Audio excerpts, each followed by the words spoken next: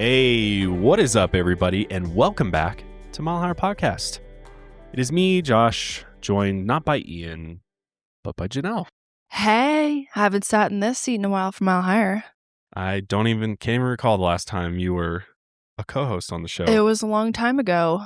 Usually I'm in that seat for Sesh, so everything's just thrown off right now. All because Ian had to leave to go to Japan. Yeah, such a bad move on his part. I'm so jealous. Take advantage of his PTO and go see another country. And to be fair, he's visiting his brother too, so he's going to see some family. It's not just a, and even if it was, good for him. I'm just jealous. Yeah, we're all a little jealous that Ian's in Japan. I keep seeing all of his Instagram stories with all of his delicious foods, all of the, he's going to bars with little jazz musicians. I'm like, this is such a Ian vibe. So I'm happy for him. He's living his best life. He is. Well, we're here stuck in the snow here in May. We got a surprise snowstorm overnight, so we're just all cuddled up here inside, about to deliver you a insane episode. Wild. Jam-packed with information. This might be one of our longest episodes we've done in a long time, but it is long, but it is also very, very interesting. Fascinating, you guys. I don't think we've ever talked about anything close to what we're talking about today. It is just mind-blowing what happens and the amount of people that are involved in this person's case and how the justice system really unfolds. I think there's going to be a lot of very mixed opinions on this case particularly. So we're going to be talking about the case of Billy Milligan. Maybe you've heard of him, maybe you haven't. There was a Netflix documentary that came out a couple years ago. It's called The 24 Faces of Billy Milligan. And the thing about Billy is he has dissociative identity disorder. And what's interesting about his case is that this was in the 1970s when this was a very new thing to psychiatrists and therapists and things like that. It was kind of like something they knew about, right? They knew about, but it wasn't very, it wasn't diagnosed very often. And I think a lot of people, we'll talk about some of the clinicians here, were like, that's not a real thing. You don't have DID. And they back in the day, they called it multiple personality disorder. So that might ring a bell to some people, but now we call it DID. But very, very fascinating about a guy who committed some pretty horrible crimes and pled not guilty for reason of insanity because he ended up being diagnosed with DID. And just the events that unfold afterwards are really, really fascinating. Yeah, and if you haven't watched the documentary, I highly recommend. It is long. It's 4 parts. But I thought it was really well done, very interesting. There's a lot of footage of him in different sessions with different clinicians, and you can see just seeing it firsthand of him in these different they call it alters or alts is fascinating. Yeah, because that's the thing is when he is charged with these crimes, he claims he has no memory or recollection of doing them, and ultimately the argument comes down to is Billy ultimately responsible for these crimes, or was it because it was one of his personalities or alts that exists within his brain, I guess. How do you prosecute somebody like that? So it's really a story of the evolution of criminal psychology, and it's just it's an absolutely wild ride from start to finish because Billy, one of the things about his case is that there is actually a lot of people out there who believe that this was just something he was even hoaxing or he was just sort of acting and in order to try to get away with these crimes that he did. And so it's really a story of how the criminal justice system dealt with him at the time and then the subsequent treatment he received. And then, ultimately he is acquitted of these crimes. And, the events that unfold afterwards, really, depending on who you ask, really upset a lot of people in the public because they're like, this guy's dangerous. Why is he out of treatment, out of care, out of prison, and, able to run around in society after he did the things that he did? And ultimately, you have to kind of come to the conclusion of, was he really suffering from these mental illnesses, or was this something that he was sort of performing, or is it a kind of a mixture of like being misdiagnosed by some and, going through all these different types of treatment to where he never really got the treatment he needed in the first place. So it's absolutely insane. Billy Milligan. But I think by the end of it, you'll probably feel one of two ways. You'll feel, maybe some empathy for Billy because he had a very, very rough childhood, as we'll talk about here in a minute. But, is this somebody that is severely mentally ill that never really got the proper care and treatment that he should have?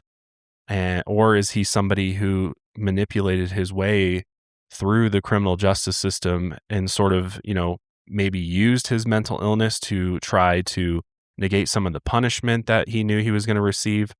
Or was he potentially just, making it all up the entire time?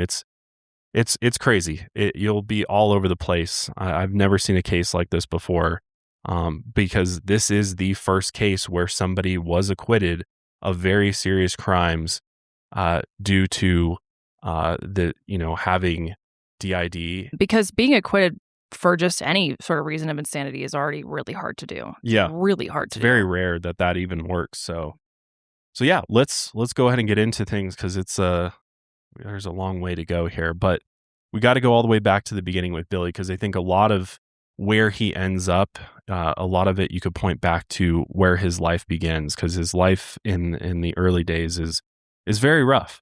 But Billy was born on Valentine's Day, February 14, 1955 in Miami Beach, Florida. And his mother, Dorothy Pauline Sands, had moved to Florida in order to pursue a career in entertainment, but she originally came from Lancaster, Ohio, where she grew up on a farm. Dorothy's life hadn't been easy either, and after her mother died when she was only 8 years old, her father abandoned the family.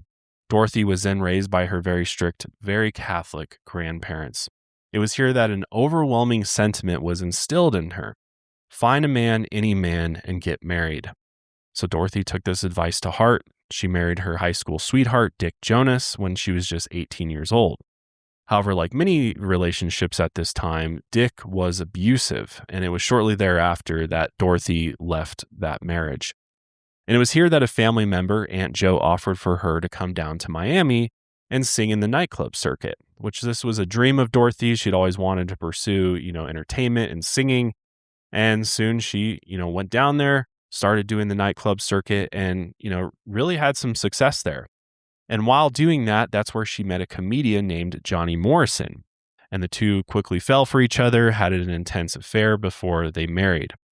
Then they had their first child, Jim Morrison, in October of 1953. And then afterwards, 2 years later, that's when she gave birth to Billy.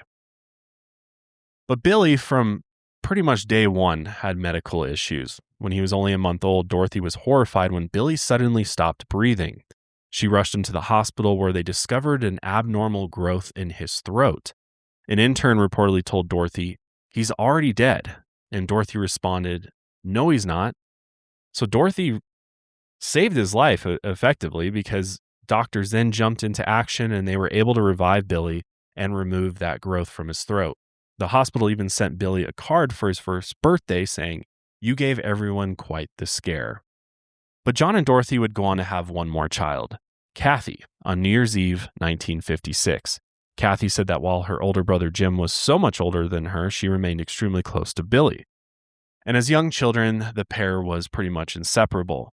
But still, Billy's medical issues didn't really improve. According to author Daniel Keyes, the mounting medical debt became too much for his father, Johnny, to bear.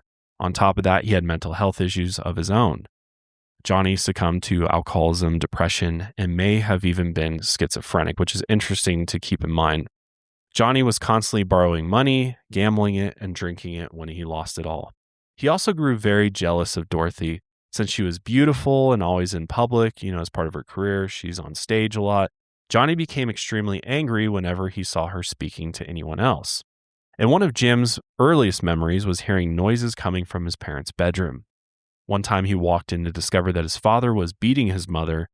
However, he didn't realize it was his own mother until she sat up. She looked at him and said, "Jimbo, Mom's okay."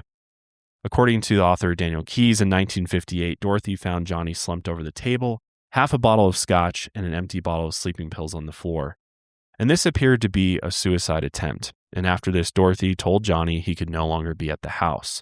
And this would be one of the last times the children saw their real father, which is very sad, very traumatic. A few months later, on January 17, 1959, Johnny took his own life by asphyxiating himself with a car exhaust while staying in a hotel.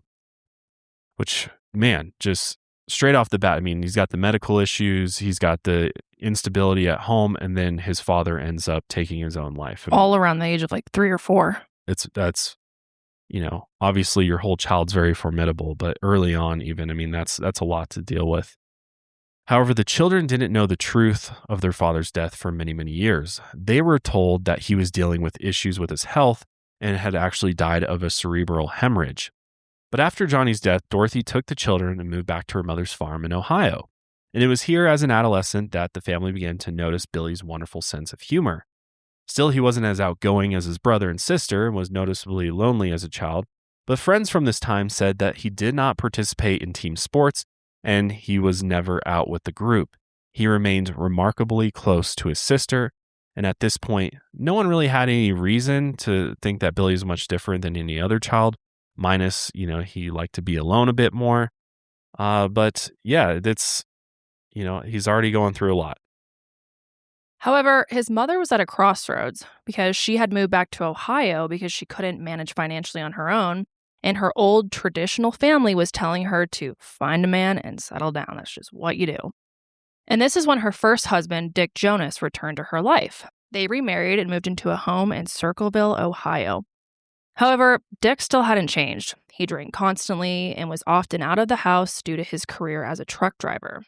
Their second marriage lasted only about a year, right around the time Dorothy took a job at the DuPont factory and began singing at nightclubs around Columbus. And it was here that she met her third husband, Chalmer Milligan. And this guy is a complete fucking piece of shit, okay? He is just the worst. So Chalmer's first wife, Bernice, had previously divorced him on the grounds of gross neglect, and he retained custody of their daughter, Chala, which, P.S., love that name, who was the same age as Billy and had another adult daughter who was also working as a nurse. Now, Dorothy and Chalmer officially married on October 27th, 1963, and they adopted each other's kids and changed their last names from Morrison to Milligan. If you just look at a photo of this Chalmer guy, I think we all get the ick. He is one of the creepiest motherfuckers I've ever seen. Like, he just looks like a piece of shit. Yeah, what are these, red marks coming down from his lower lip there? What even is this photo? Does he even have teeth? It's so scary. Yeah, his eyes are just sunken and just dark so scary. Yeah.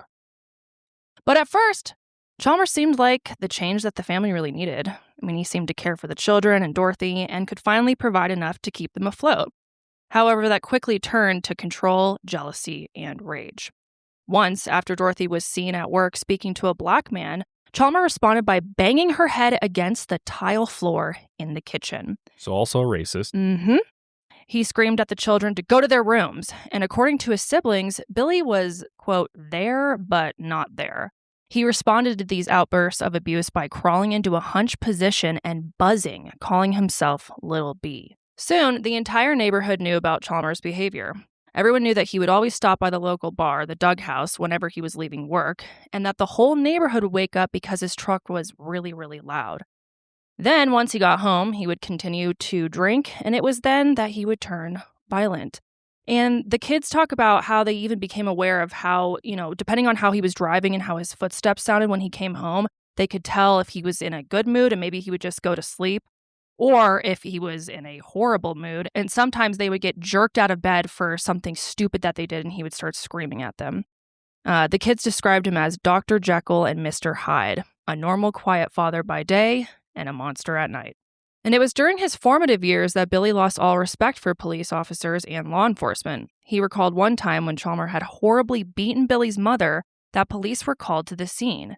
Billy remembered saying, "Look what you did to my mother." And the police officers responded, "Well, if she'd be a better wife, she wouldn't get knocked around."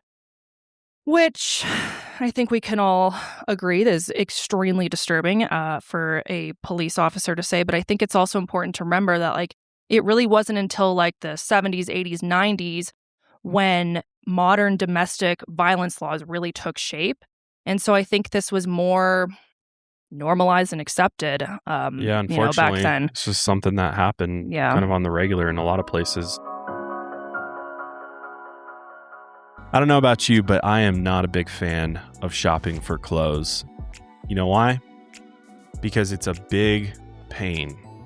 And I am one who falls for all the ads online, all those Instagram ads. I'll see a piece of clothing pop up, a shirt, and then I'll be like, ooh, that looks cool. I'll go to the website, I'll blow a bunch of money, and then I get all the clothes and they don't fit right, or I spend all this money and the quality is just garbage.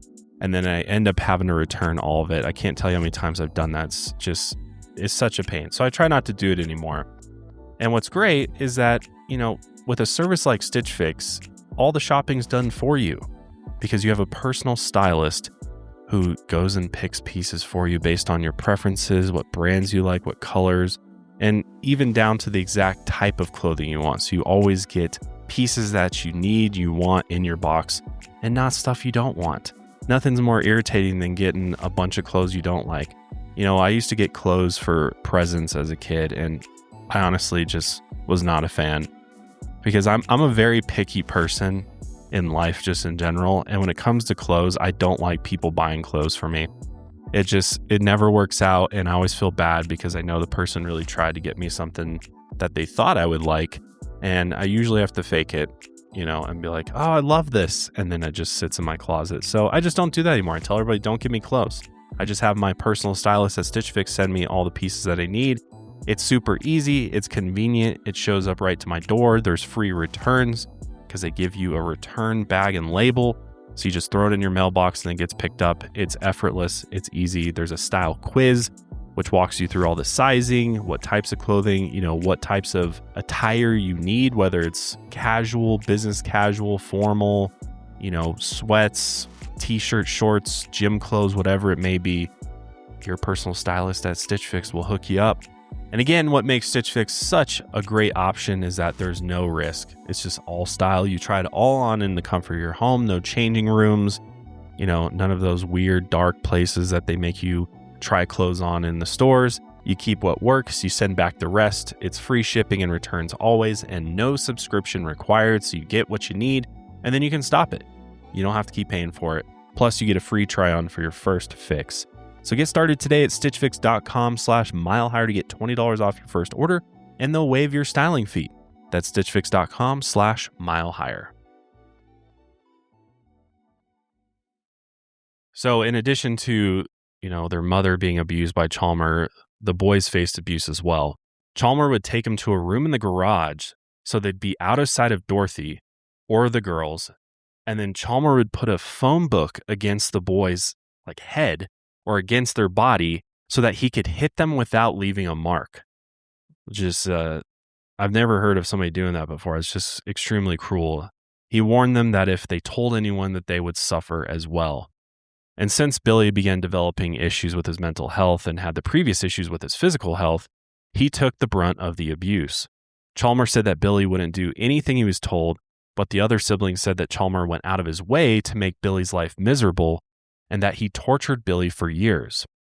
And of course, the question was asked to Dorothy, why did she tolerate this much abuse against her and her children? And again, it goes back to that initial belief drilled into her that you need a husband to support the family, and it didn't matter if he was a monster.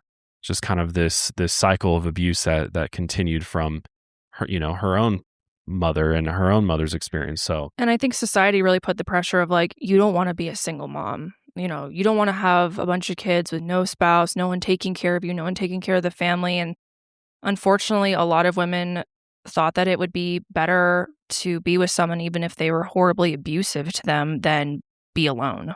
Yeah. And eventually the family moved to another home near Chalmer's family's farm in Bremen, Ohio. And it was here in the secluded barn that the abuse got way, way worse. One of Billy's childhood friends recalled one time when she could hear screaming and crying from the barn. So she walked towards it, and that's where she found Billy tied up with his shirt unbuttoned. Billy was crying, and she observed Chalmer slam him against the ground before walking away. Billy said that he was raped 3 or 4 times by Chalmer, and recalled one especially brutal time when Chalmer forced him to dig his own grave. Once finished, he forced Billy to lie down in that grave and used a metal pipe basically put a metal pipe over his face for him to breathe out of as he buried him. And then what's even more sick is that Chalmer then urinated into that pipe. That is disgusting. This is torture. Yeah, this is not even abuse. This is, straight torture. And to deal with this, Billy's siblings noticed him speaking in accents or simply just shutting down completely. Billy also attempted suicide and once told his sister Kathy that he was going to stab Chalmer in his sleep.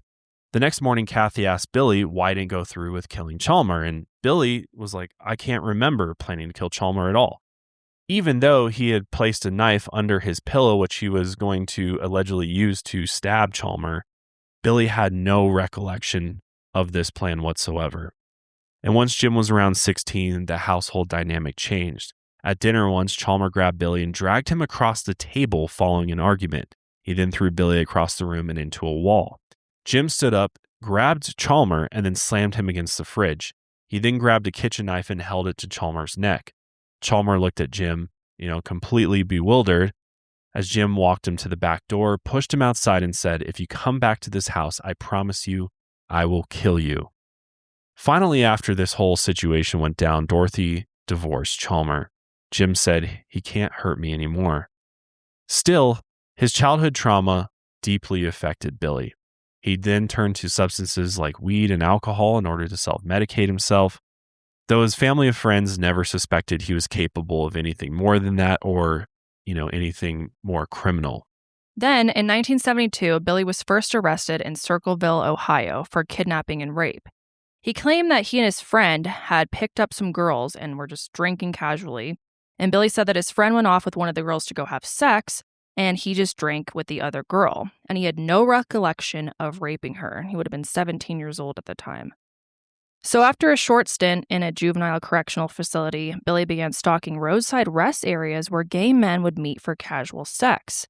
Billy realized that these were easy targets for robbery, as they wouldn't want to inform the police that they had been robbed while cruising for other gay men. At 19, he was arrested for grand larceny, and it's unclear whether he served any additional time for this charge. Then in 1975, Billy was once again arrested for robbing the Gray drugstore with a firearm and for an additional rape. Billy's lawyer plea bargained him down to only 2 years at Lebanon Correctional Institute, where he served until 1977. And it was during this time that Billy's mental health issues were first noticed by those within the various places he was incarcerated. However, he was only ever labeled as having schizophrenia, and his issues were only ever treated with heavy medication. And in early 1977, Billy was released, and his siblings picked him up from the prison, where they said that he was in a really good mood. Kathy said that for a while, Billy really tried to live a clean, normal life. He moved into an apartment in Columbus, and while it's unclear what he did for work during this time, Kathy said that she began to feel like something was wrong with Billy. She described it as a brother-sister intuition and was worried that he lacked the skills to manage a normal life with the general population. She was worried he might do something again, especially since he knew he would need money to maintain his drug and alcohol habit. In 1977, Ohio State University in Columbus feared a strange man who had begun attacking some of the women's students, and his nickname was the Campus Rapist. The series of rapes occurred across Ohio State University and the surrounding area, all at different times of day and with different descriptions of the perpetrator's demeanor. However, certain characteristics remained constant.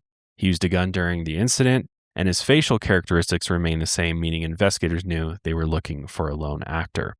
Unfortunately, the descriptions matched many of the young men on Ohio State's campus, as he had long hair and a beard. The first attack occurred at the parking lot near the University Medical Center, The victim was sitting in her car when the perpetrator held her at gunpoint in the vehicle, robbed her, and then assaulted her. The second victim was a nurse at the medical center who had just gotten into her car after a shift, and the attack happened in much the same way, at gunpoint in her vehicle.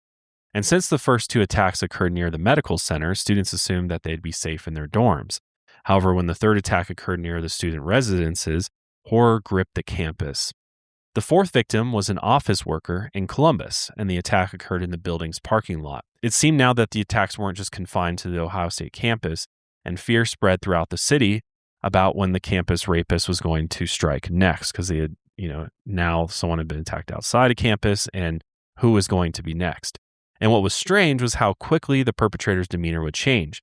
He appeared sweet to some of his victims at first, convincing them to give him a ride. Then on a dime, he would switch entirely, robbing them at gunpoint and then sexually assaulting them. Ohio State organized volunteers to walk women from libraries, dorms, and night classes, and it seemed like everyone had become fearful that they could be his next victim. However, investigators were able to gather some evidence pretty quickly. He had left fingerprints on the windshield of one of the victim's cars, and within hours, investigators were able to match them to fingerprints on file due to previous arrests and convictions. Turns out that the campus rapist was in fact Billy Milligan. After the victims were able to identify Billy due to his mugshot, a search warrant was executed on his home on the far side of Columbus on October 26, 1977. When investigators entered, Billy was in his room and appeared rather docile. However, he told police to look out for the bomb. However, after police searched the dresser that he said the explosive was in, they only found wires and batteries in a shoebox. What they did find was a lot more incriminating, though. Guns, driver's licenses from the victims, and what some investigators referred to as trophies for his crimes. Law enforcement also noted a large number of paintings and described them as excellent first-class art. The artwork was so good that they even questioned whether they belonged to Billy or maybe he had stolen them as well. So Billy was charged with 3 counts of kidnapping, 3 counts of aggravated robbery, and 4 counts of rape, as well as violating his parole, and he was placed in the Ohio State Penitentiary while waiting a trial. And even though the series of attacks had only lasted 12 days, students at the time reported a collective sigh of relief across campus knowing that this guy was at least locked up for now. Still, the investigation seemed incredibly quick, and by all accounts, Billy was just a strange 23-year-old man. Could this have been the violent individual who terrified the entire campus and city for weeks? Of course, back home, his family didn't know how to deal with it. Jim said he didn't want to believe it was true, and as a young adult, Kathy had no idea how to deal with it, especially so soon after Billy's release from prison. When Billy was brought in for his arraignment, those present said that he appeared, quote, so messed up and that he didn't have a clue about what was going on. After he was officially indicted by a grand jury on felony charges, he was represented by accomplished public defenders Gary Schweikart and Judy Stevenson. And from early on in Billy's incarceration, there were questions about his mental health. He was once diagnosed with schizophrenia, but others who met Billy became convinced that there was something else there. And Billy just didn't seem like he could handle the charges placed in front of him. He once pulled his cell's urinal off the wall, slammed it against the ground, and tried to use the porcelain slivers to slit his wrists. And then, other mental health professionals, including Dorothy Turner, began to notice other strange behaviors that Billy exhibited. And one of them was that he often drew. However, his drawings varied widely in subject matter and in skill, as if different people had done them. And many still appeared to be suicidal in nature, making his defense team wonder if Billy would ever be able to stand trial. However, that wouldn't be enough for a typical insanity plea. His team needed to meet certain criteria. The criteria being that Billy couldn't understand the nature of the crimes he committed and couldn't understand the differences between right and wrong at the time of committing the crimes. As Dorothy Turner spent more time with Billy, she became extremely puzzled by the symptoms he showed. As she was an expert in interpreting Rorschach test results, she administered one of them to Billy.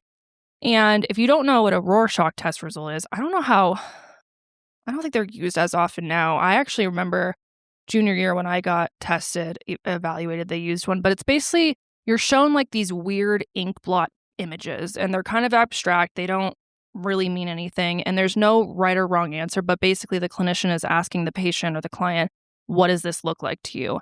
And the way that they answer can really give you clues about how their mind works. So, some person might be like, oh, I see a couple people dancing, or, oh, I see something really scary. And again, there's no right or wrong answer. It just is able to give the psychologist kind of a deeper understanding of the way that they think, they feel, they see the world, etc.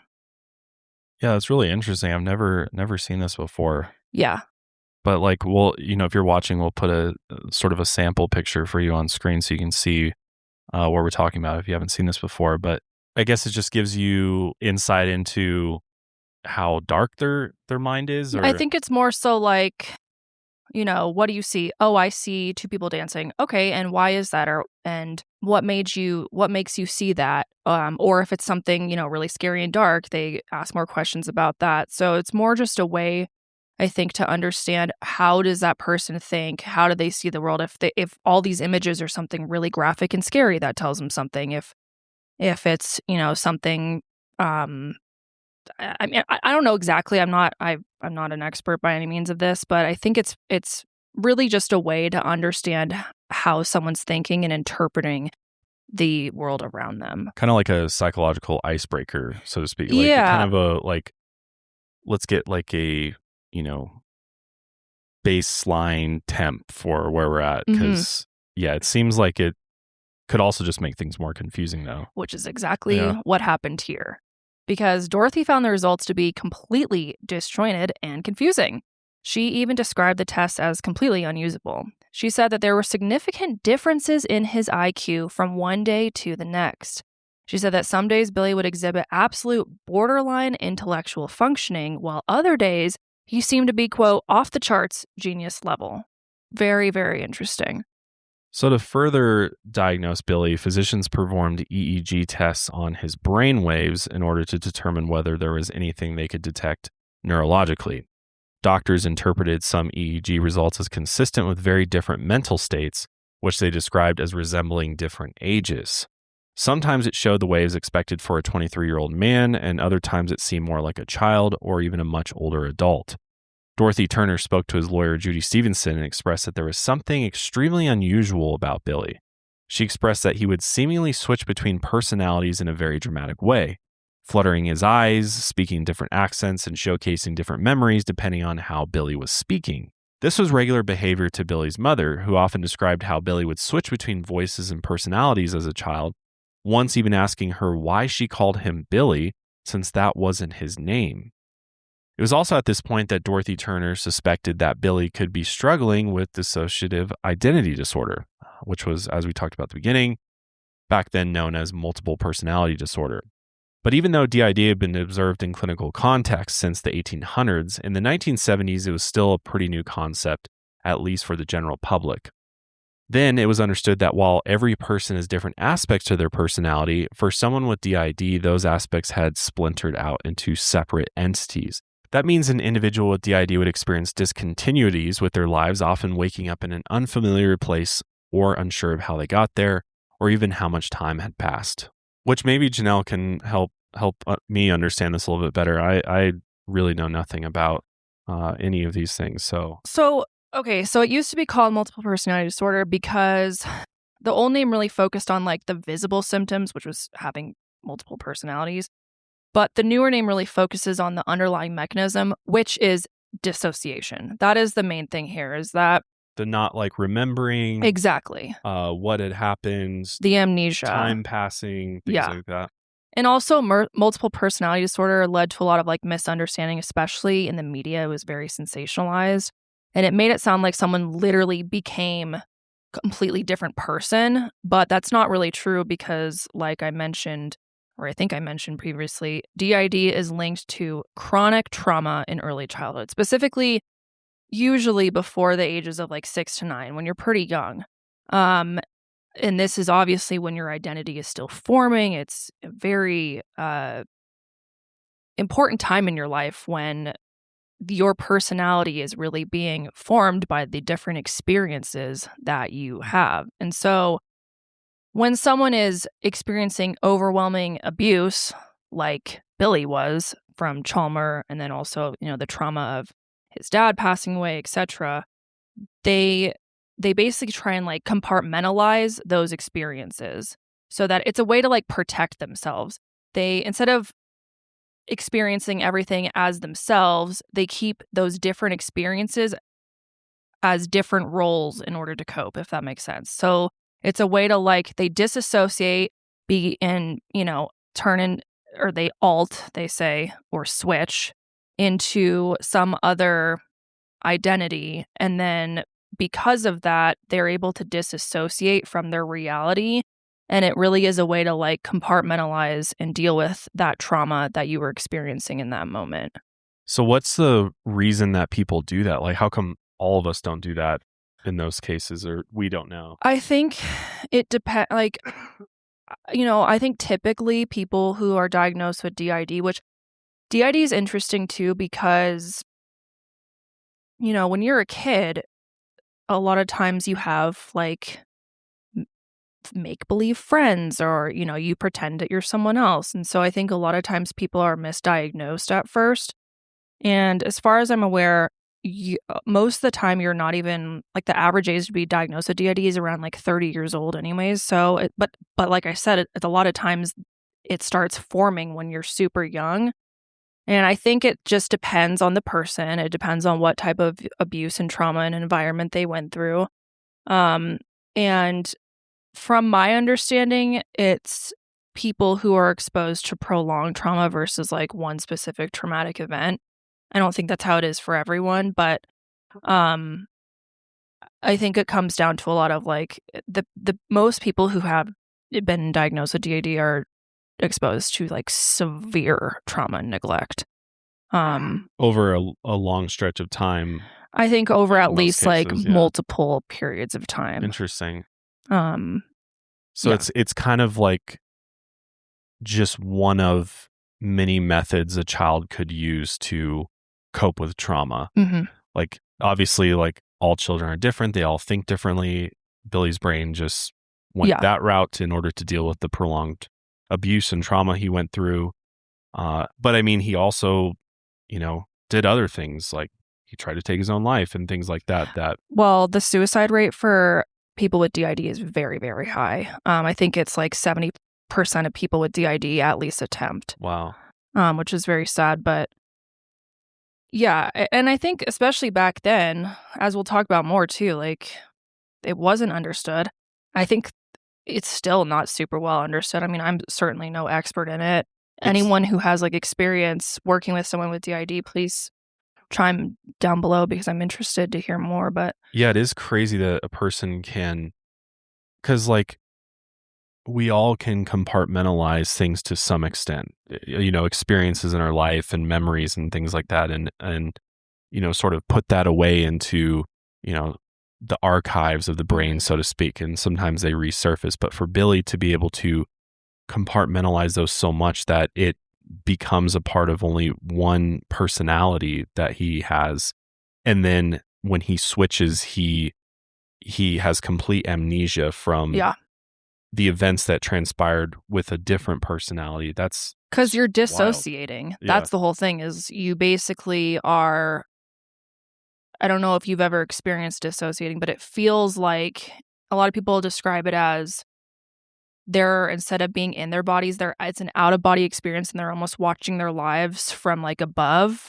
And again, it's a coping mechanism. It's a defense mechanism that your body does when it feels like it's in danger. But the whole idea is like, when you're experiencing these traumas, you dissociate, so that I think it's your mind's way of trying to protect itself, and as best as it can, not live through what it's currently experiencing, if that makes sense. For many years, whenever I'd hit the gym, I'd just aimlessly walk around looking at all the machines and the equipment. I'd walk over to the bench rack, do some bench reps. Then I'd go over to squat rack, maybe squat a few times, maybe walk over to the dumbbells, do some dumbbell, overhead presses, or, some bicep curls. But really, I'd never had any rhyme or reason or plan to my workout. And sometimes, I'd leave and be like, did I even work out? Feels like I just sort of walked around, got a drink of water, wiped down some equipment and left. And, the results just weren't really cutting it for me. And so you need help. Then you need to check out the Ladder app, because the Ladder app is like having a personal trainer in your pocket for a fraction of the cost. And they can customize your workout however you see fit to get you fit. Ladder makes it extremely easy to set up any type of workout routine you could possibly want, whether it's upper body, lower body, you want those glutes for summer. They got it. They got all the workouts you could possibly want. It's like having a coach right there with you the entire time. You're getting an expert training plan, and they're not just influencer workouts or challenges. It's real progressive programming designed by certified coaches, and you'll get a new plan every week that builds on the last, because that's the important thing about working out, right? You don't want to just do the same reps, the same weights every single time. You're not going to see any growth. And with Ladder, they take all of the thinking out of it for you, and they continue to give you new workouts week in, week out as you progress, which is super nice. And it works for any strength training style you possibly want, whether it's Pilates, bodybuilding, or it's just home dumbbell workouts, hybrid strength. They've got kettlebells, pre and postnatal, which are great. So it doesn't matter where you train. You could be training in your bedroom, training in your home gym, training at the gym down the street. They've got workouts for you, and all your progress tracks automatically within the app, which makes it really nice to keep track of. It's easy, it's simple. Honestly, love the layout of the app. It makes it honestly enjoyable to see your progress week in, week out as you progress. And it costs less than $1 a day. That's probably the best thing about it. It's just very, very affordable. When you look at prices for personal trainers, it is extremely expensive, and sometimes you don't even get all the benefits of it. Ladder now includes nutrition tracking at no cost, which is great because now they have an AI-powered food logging and macro insights built right into your training plan. So you can couple your nutrition with your workouts so that you're maximizing your results. I mean, it's an all-in-one solution. It's less than $1 a day. So remove all the guesswork with Ladder and get a real coach in your ear telling you exactly what to do for every workout. No thinking, everything planned for you. If you have an iPhone, head to ladder.fit/milehigher and take a quick quiz to find your perfect Ladder plan. Use my link and get a free 7-day trial with no credit card and $10 off your first month when you join. I wonder if there's does it give sort of like the main personality being Billy, like any comfort? Like, is there any sort of comfort for him I think knowing that these other personalities exist? And because he knows these personalities exist, right? Or he's unaware that they exist. So, well, his whole thing is he has amnesia. So when he's in these alts, he doesn't have any recollection of what he's doing, which is, again, what we're about to get into with his crimes of why he was able to plead insanity. But he knows these other entities exist. I don't know if he did until he started getting therapy. It didn't seem like he did. And I do know that people with DID, you can't just decide you're going to switch into this alt. It just starts happening. Like a trigger or something. Yeah, something happens and you just switch. Huh. I wish I was more educated on DID. It's very complicated, it seems. Yes. Yeah, it's very complicated, and I think it's different for everyone. But yeah, I would love anyone who works with folks with DID or has any sort of, experience with it. I would love your guys' interpretation, because I think it's still a very puzzling disorder to this day. And I know that with, many things in psychology and just in general, that different clinicians and different experts have different opinions on it, Yeah, I honestly knew nothing about this. And one of the ways that I sort of found this case even was recently Kendall and I watched the psychological thriller Split, and that movie is about a man that has DID, and he does some really awful things in it, but you're watching him move between these different personalities based on the circumstances, and he ends up kidnapping some young women as well. And so there's definitely some I'm pretty sure the directors drew some inspiration from Billy Milligan's case for that movie. And obviously it's Hollywood and, it's probably not, 100% accurate, but I know a lot of it was very just like, whoa, this is like, it's such an insane concept for anybody who's not familiar with DID to wrap your head around of like, he, in the movie, he sort of switches between similar personalities to what Billy had of, like he has this young girl that he switches into and then switches into a different person. And then there's sort of this, the underlying thing is like, there's this monster that he ultimately becomes and switches into. But things are kind of triggered by different things that these girls say to him. Right. And you kind of watch the interactions of him switching between these. And then when he switches back to sort of his normal self, so to speak, he seems like completely normal in society and stuff. And people like would never know that he had DID, which I think that's another thing that Ian and I were talking about this last week. There's a huge stigma, I think, just around people who have these types of diagnosis, whether it's a dissociative disorder or a psychotic disorder, like schizophrenia or something, that I think a lot of people unfortunately assume that if you have that, you're just like, quote unquote, crazy and can't live in society. And it's like obvious that you're nuts and whatever. But that's not entirely true. Like there's tons of people who are fully functioning, productive members of society who have schizophrenia or, whatever it may be. And people would never know whether they're getting treatment through different therapies or they're on the right medication.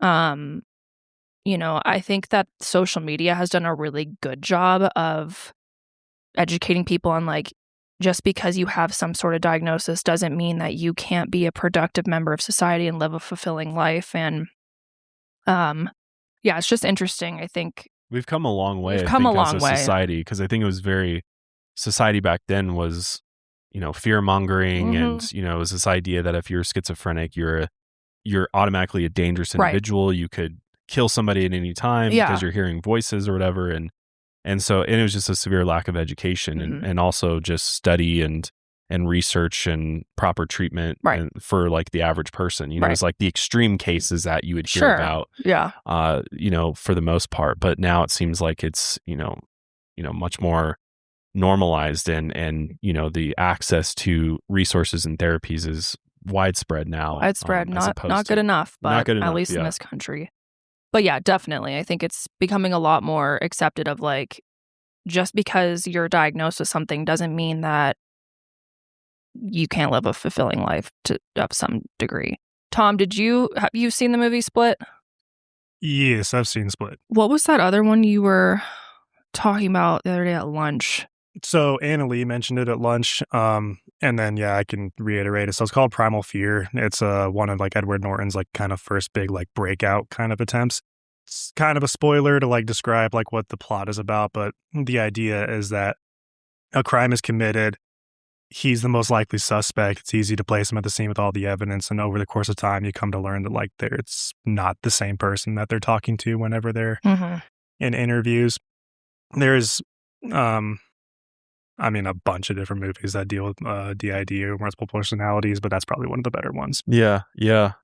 There's also, it's interesting too, because it makes me think of cases like that, cases I've covered on Lights Out where family members are dealing with what they believe is demonic possession, or dealing with they feel like they're speaking to a demon or they're speaking to some other entity within an individual. And I'm like, that's interesting. I wonder if that has, any connection to DID possibly, or some other type of mental health disorder that just went undiagnosed and categorized as. Yeah, it actually talks about that in the DSM. Let me see here. So here's some of the diagnostic criteria. One of them being the disturbance is not a normal part of a broadly accepted cultural or religious practice. It also talks about possession form identities in dissociative identity disorder typically manifest as behaviors that appear as if a, quote, spirit, supernatural being, or outside person has taken control such that the individual begins speaking or acting in a distinctly different manner. Wow, that's... For example, an individual's behavior may give the appearance that her identity has been replaced by a ghost or a girl who committed suicide in the same community years before, speaking and acting as though she were still alive. Or an individual may be taken over by a demon or deity, resulting in profound impairment and demanding that the individual or a relative be punished for its past act, followed by more subtle periods of identity alteration. Yeah, and it's interesting because you know, a lot of these demonic possession cases are from before, you know, the DSM was either available or, you know, used as a tool by, you know, or just a lot of these cases, they never even see a psychiatrist. They never see a psychologist or any sort of mental health professional. And, you know, they have a Catholic priest there diagnosing them with demonic possession, which is... Right. It says, however, the majority of possession states around the world are normal, usually part of spiritual practice, and do not meet criteria for dissociative identity disorder. The identities that arise during possession form dissociative identity disorder, present recurrently, are unwanted and involuntary, cause clinically significant distress or impairment, and are not a normal part of a broadly accepted cultural or religious practice.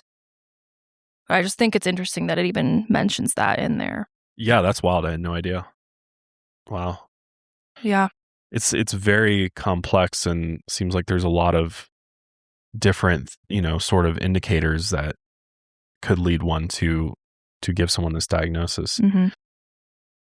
So going back to Billy, so obviously the DID diagnosis is on the table here, and his lawyers decided to pursue a not guilty verdict by reason of insanity. And while the prosecution was very skeptical of this diagnosis, the overseeing Judge J. Flowers appointed Dr. George Harding of the famous Harding Hospital to observe Billy. And several doctors worked to evaluate Billy while Dr. Harding filmed the encounters for the legal proceedings. And they began to identify the distinct personalities through Billy's various accents. One was a very posh English accent, while another was gruff and Yugoslavian. One was quite pitched and another was rather flat, which was associated with Billy's core personality. Now, while these were all experienced mental health physicians, none were quite so familiar with DID since it was only recently a well-known diagnosis rather than just a curiosity. The 1957 film The Three Faces of Eve was likely the first major piece of media to feature DID, while Dr. Cornelia Wilbur's 1973 book, Sybil, documenting her patient of the same name, exploded in popularity as it was adapted into a 1976 two-part TV film.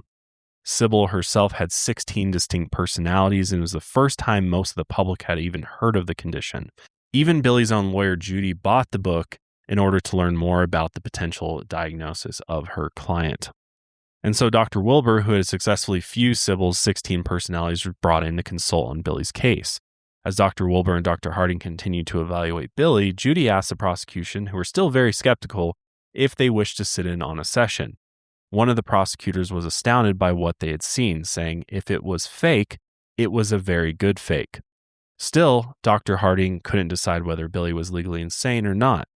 Dr. Harding, who at that point was only a consultant, took on Billy as a patient for 3 months so he could examine him in the much safer environment of his own hospital, where Dr. Wilbur would also participate in sessions. Once Billy was successfully transferred to the Harding Hospital in March of 1978, progress was finally made in identifying his splintered personalities. Cornelia, who had identified 16 personalities within her patient Sybil, thought that Billy's artwork would be the best way to identify his alters. And from there, it just became a matter of asking Billy which alter had made it. But of course, Billy himself had no idea of his diagnosis and was terrified. And this is where skeptics would come in and say that a patient doesn't have DID until you get a therapist in the mix, and they begin to ask the questions. But slowly, distinct personalities began to emerge. Some were very young, around 3 or 4, while most seemed to be around Billy's own age. The leader, or the one in charge of the other personalities, was a man named Arthur. He was British and very unemotional and seemed to control which of the other personalities came forward. Reagan was the most violent and spoke with a Yugoslavian accent, and his name itself seemed to mean rage again. Then there was Tommy, who was an escape artist. As Tommy, Billy was able to get out of his locked unit and once even removed his straitjacket just to see if he could. One of the doctors even commented to him, "You are the Houdini." Now, not all the alters were as spectacular as these 3. There was Christine, who was a frightened little girl, and others who were very reserved. At first, Harding believed that he had observed 10 of Billy's alters. And when Billy's family was informed of his diagnosis, they were rather shocked, but it made sense with his strange behavior even as a little boy.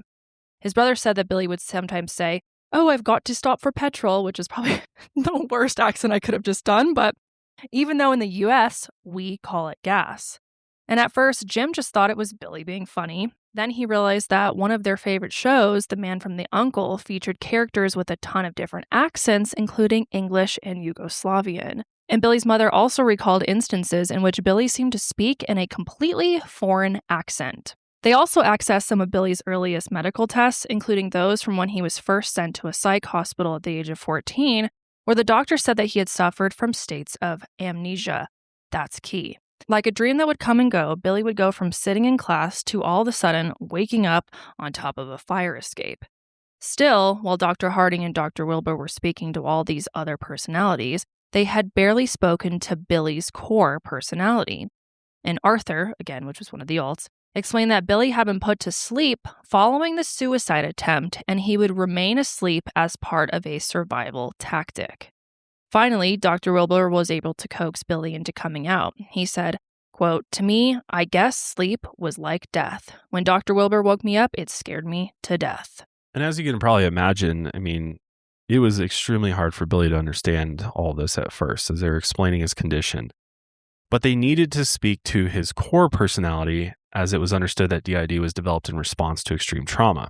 And they needed to speak with the core Billy and his family to understand the trauma that he had endured from his adoptive father, which may have led to him developing DID in the first place. He still asks throughout these sessions, does he know I'm here? And he doesn't like little boys, proving that the actions of his adoptive father still deeply affected him and the various alters. And with the source of the condition identified in some of the alters, the mental health professionals now needed to identify which of the personalities were the ones involved with Billy's crimes if the defense team was still going to pursue an insanity plea. And it was determined that Reagan was responsible for the robberies. Reagan, whose last name was Vatiskanovic, was a Yugoslavian communist who claimed to have performed the robberies out of the Robin Hood spirit. Still, he and the other alters were adamant that Reagan was not involved in the sexual assaults. The other clearly defined alters, such as the escape artist Tommy, also claimed to have had no involvement, and many of the others were characterized as being far too young. But there was one, Adelana, whom some of the other personalities described as doing quote-unquote weird stuff. Adelana was characterized as a 19-year-old lesbian who was shy, lonely, and introverted, and also cooked for all the other personalities and craved affection. It was then determined that Adelana was the one who committed the sexual assaults, and as she said, just wanted to be held by somebody to, quote, just to feel warm. Still, even if the medical professionals could identify which alters committed the crimes, it presented an additional legal issue. How do you indict Reagan or Adelana without indicting the person who housed them, which is like the big question here. And there's still the question of responsibility. Was Billy truly insane at the time of his crimes? Or, should he actually be held responsible for these heinous actions? After the initial 10 identities were defined, Dr. Wilbur began trying to fuse them back together into a single identity. Now, this process, which Dr. Wilbur claimed to have been successful with Sybil, was very dramatic. She is seen in some of the treatment footage shouting at Billy, "I want you to fuse Reagan and Billy. Now, fuse." And like I said, you should go watch this documentary, if not for anything other than just seeing some of the footage. It's really, really interesting watching Billy and these clinicians, interact. And as the trial was quickly approaching, skeptics were plentiful from both other medical professionals and those who felt like the victims were being lost in this sensationalized story. Plus, Billy's public defenders wanted to win. They were not disputing the crimes, only that he was insane, and if that plea weren't heard, he would face between 75 and 200 years in prison. The prosecution focused on the victims, such as how one of the victims had been engaged to be married at the time of the assault, only for it to fall apart afterwards, and they claimed that while Billy's defense rested on his psychological well-being and past trauma, he created immense issues and traumas for his many victims. Still, before the trial began, Judge Flowers watched through the footage of Billy's alters, read Dr. Harding's notes, and heard the timeline of Billy's past trauma leading to his DID. In the end, he was found not guilty by reason of insanity before it went to trial by jury. Billy was to be committed to a mental health facility until such time as he regains sanity. And this would be the first time in history that someone with DID was found not guilty by reason of insanity. Both the prosecution and public at large were incredibly disappointed, and this decision was described as, quote, a temporary insanity of the system. His brother Jim was extremely disturbed by the decision. Still, even though Billy was to live for the foreseeable future in a mental facility, it would not be the end of his story or the last of his crimes.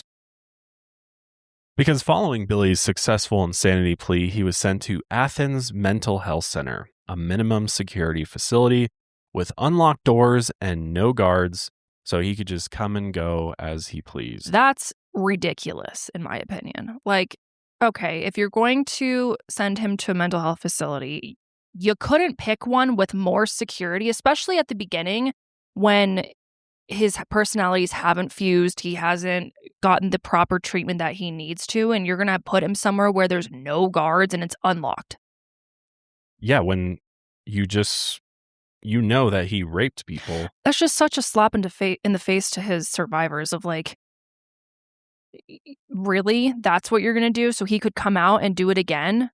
Like, it just seems like you're not taking this seriously whatsoever, regardless of the fact that he has DID and was found not guilty. Like, okay, that's one piece. But the whole other piece is the fact that you're just, like, basically treating this as if he's not a danger to society. Yeah, which I think this will become more clear as we get a little bit further down the road here, because Billy's really, he's got some notoriety. He's, this case was massive. It was, in the news, highly reported on. And so there was definitely, he's definitely a bit of a spectacle. And as we'll see, gets some special treatment down there in Athens. But in the town of Athens itself, there was a mixture of pride and fear, given that one of the country's most notorious criminals was being cared for at their facility. And at the time, the mental health facility was considered a think tank and a learning center where more under-researched cases could be cared for and studied. Dr. David Call was assigned to Billy's care. He was also well known as a professional who could treat Billy's unique condition. But still, this was a tall order for even him, because he had to restore Billy Milligan's sanity, integrate him into the community, and hopefully become a working, productive citizen and taxpayer, and obviously not a risk to the public. At the facility, employees were divided in their views of Billy. Half of them found him very likable and believed in his condition, but in contrast, the other half seemed to think he was faking everything and found him to be, quote, only interested in himself and irritable when told no. He was never an easy person to deal with. On top of all this, there is the other fact that Dr. Call was experienced with patients who had DID, but he was not 100% board certified and had to have sessions monitored via video link with Dr. Walter Knopp. And while Dr. Call often worked in group sessions, Billy received unique treatment and was usually seen one-on-one. Dr. Call would also hypnotize Billy, ask him to become one of his other alts, and then continue the session with that personality. And meanwhile, on the outside, there was a ton of people interested in documenting Billy's case, from those who wanted to write medical papers to those who wanted to make movies and TV shows based on Billy's experiences. The most serious offer came from author Daniel Keyes, who was still enjoying literary fame for his novel Flowers for Algernon. Daniel had reached out to Dr. Call, and he was ecstatic at the opportunity. So now we've got some for-profit business deals coming their way. And they agreed that half of the book sales would go to Billy. And soon Daniel was in Athens all the time. Dr. Call had even called Daniel before a session, and Billy was to be made available to Daniel at all times. Do we have any conflict of interest here? Is this seems like a big problem to me. Huge problem. You're supposed to be treating Billy, and what about HIPAA? What about all He's these like, things? let me just make a quick buck. Yeah. It's so bad. It's so bad. Yeah, talk about slimy. I mean, my God. Even though, we'll give half the sales to Billy, but still, you're getting half the profits, and for what? Like, just to get rich off of Billy's and there story. goes the non-bias. Right. Yeah. Like, hello, what's going to sell better, a book about someone who's quote unquote crazy, or someone who's like been able to respond well to treatment and is no longer being as severely affected, which is that's supposed to be your goal as a clinician, is to help these people. Right. Not try to get more trauma out of them, more experiences out of them. Because very soon after this all went down, Daniel was discovering all sorts of new things about Billy. For one, when he was Reagan, it seemed like Billy could all of a sudden write fluently in Serbo-Croatian. And as Arthur, he was a brilliant student of medicine and chemistry, and he later even claimed that Billy could write in fluent Arabic, despite having zero familiarity with the language in his life sort of before all of this. So all of a sudden he's got these personalities, have all this knowledge and skills that he previously didn't have. So yeah, bias is a huge problem here because Daniel and now Dr. Call has a bias to get a really juicy story out of Billy. Yeah. Let's be honest, modern life is tough on our bodies in so many different ways. It's stressful, man. It's hard to stay cool and calm under pressure. I got to be locked in. I got to be feeling right. My body's got to be feeling right. And it's hard. And another thing, just drinking water. That's hard for me. I don't drink water. You literally don't drink water. I don't. I've never seen you drink water. And it's not good. Water is what we're made of, and I don't get enough of it. And taking vitamins, right? Another important part of being a healthy human. I try to take my vitamins, but I'm pretty bad at that as well. And my metabolism is continuing to slow down as I age and continue to grow gray hairs. It's just getting older, man. So I got to take care of my body and especially take care of my liver and my gut, because your liver is working overtime with all those processed foods that we're consuming, all the toxins in our environment. Some of it is unavoidable. So what can you do? You need to take your daily dose, because your dose is going to help get your stomach right, your digestive system right, and your liver working at optimal efficiency. Dose for your liver is a clinically backed liver health supplement, and it's not just another capsule or powder, which I refuse to take these days. I do not do capsules. I nearly choke every time I try to swallow one. Dose is a liquid supplement, which is what every supplement should be. It's taken in a daily 2-ounce shot, and it tastes like fresh squeezed orange juice. It's very appetizing. I like to put it over some ice, get it extra cold, and just sip on it. Delicious. It cleanses the liver of unwanted stressors that's slowing your liver down, and it promotes daily liver function because your liver is doing all sorts of crazy stuff. It's got hundreds of functions to it, and it helps get it working optimally. It's zero sugar, zero junk, and 0 calories. And yeah, you're going to feel better energy production. Your digestive system is going to get right. Your bowel movements are going to get right. And overall, you're just going to feel less bloated, more energetic, and feeling right for the day. You get real results with 2 double-blinded placebo-controlled studies showing its positive impact on liver enzyme levels, so you know it works. If you're ready to give your liver the support it deserves, head to dosedaily.co/milehigher or enter milehigher to get 35% off your first subscription. Your body does so much for you, so let's do something for it. That's dosedaily.co/milehigher for 35% off your first month subscription. And for Dr. Call, he became interested in a new treatment to unify Billy's personas, a process called addercism, which I had never even heard of. It's basically the opposite of exorcism. So Dr. Call was welcoming the spirits into Billy. Had you ever heard of this? No, I've never heard of addercism. Mm-hmm. Yeah. Like, instead of expelling spirits and demons, let's invite them in to get a show. Like, what is this for? He was supposedly able to identify new distinct personalities within Billy, and these were called the undesirables. But Arthur did keep them at bay, but now supposedly they're resurfaced. So instead of having 10 personalities Billy had under his initial examination, he now had 24 personalities. And he was once instructed to paint all 24 of his alts, but managed only 7, including the core ones, Reagan, Arthur, and Adelina. Here's a painting Billy made after identifying all 24, though it features only 7 of the personalities. This is a painting composed of 7 of Billy's alter personalities as he envisioned them at the time that he painted them.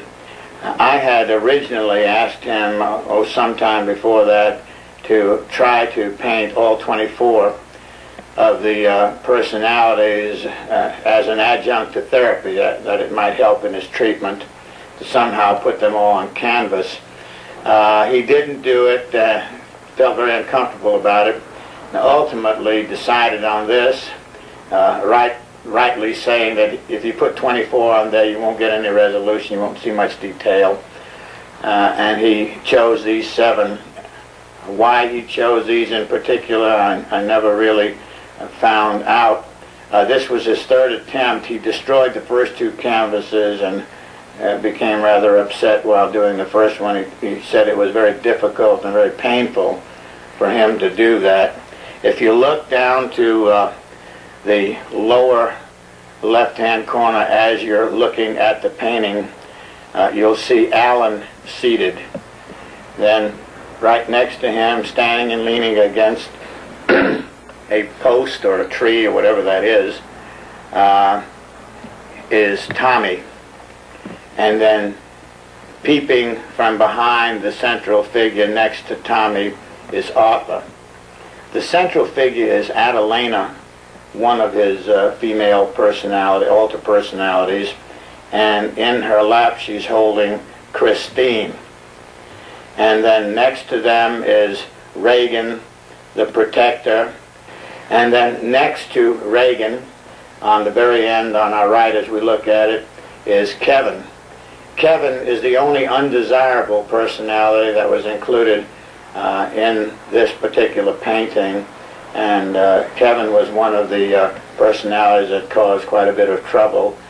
Does the DSM have anything about hypnotism? Because I know hypnotism is a very controversial form of therapy, right? Yeah, sure. Yeah, it's definitely controversial. I'm sure there is talks of it in here. I'd have to kind of look and dig, but yeah, definitely. And I know there's, a lot of people, there's tons of hypnotherapists out there that perform it, do it the right way, and, they find immense success with it. But I know in other cases, especially cases of alien abduction and even, demonic possession, things like that, they're very questionable because maybe the person doing the hypnotism is ill-equipped or, not an expert in the field by any means. But there's oftentimes, if you watch any of these sessions, there's clearly, the person undergoing the hypnotism is being sort of led down, the story, the path, the events that unfolded before them. Sometimes they're prompted even. And so I know there's a lot of mental health professionals out there who don't see it as a, legitimate form of therapy. But yeah, I think there's pretty good evidence that it can help with pain management and anxiety and stuff.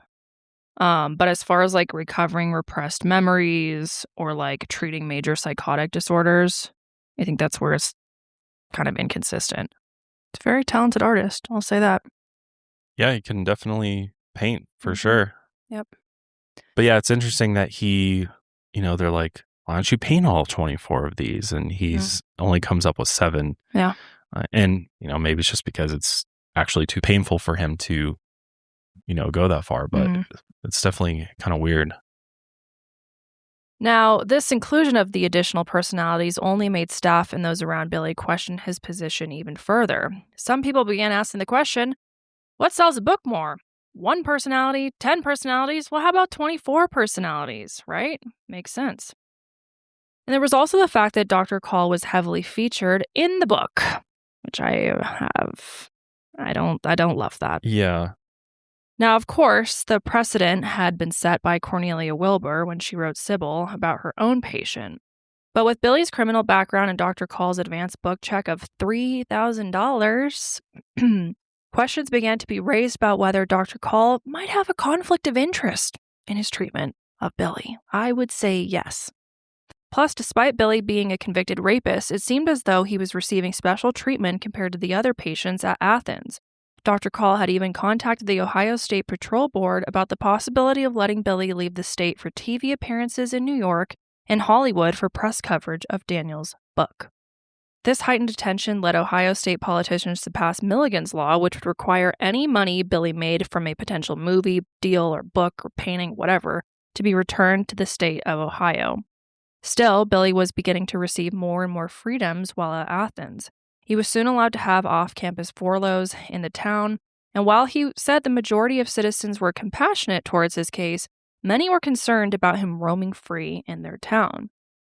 But Billy was still infamous, and his paintings were generating quite a buzz. He sold his works for thousands of dollars and even had an art show at the Athens National Bank.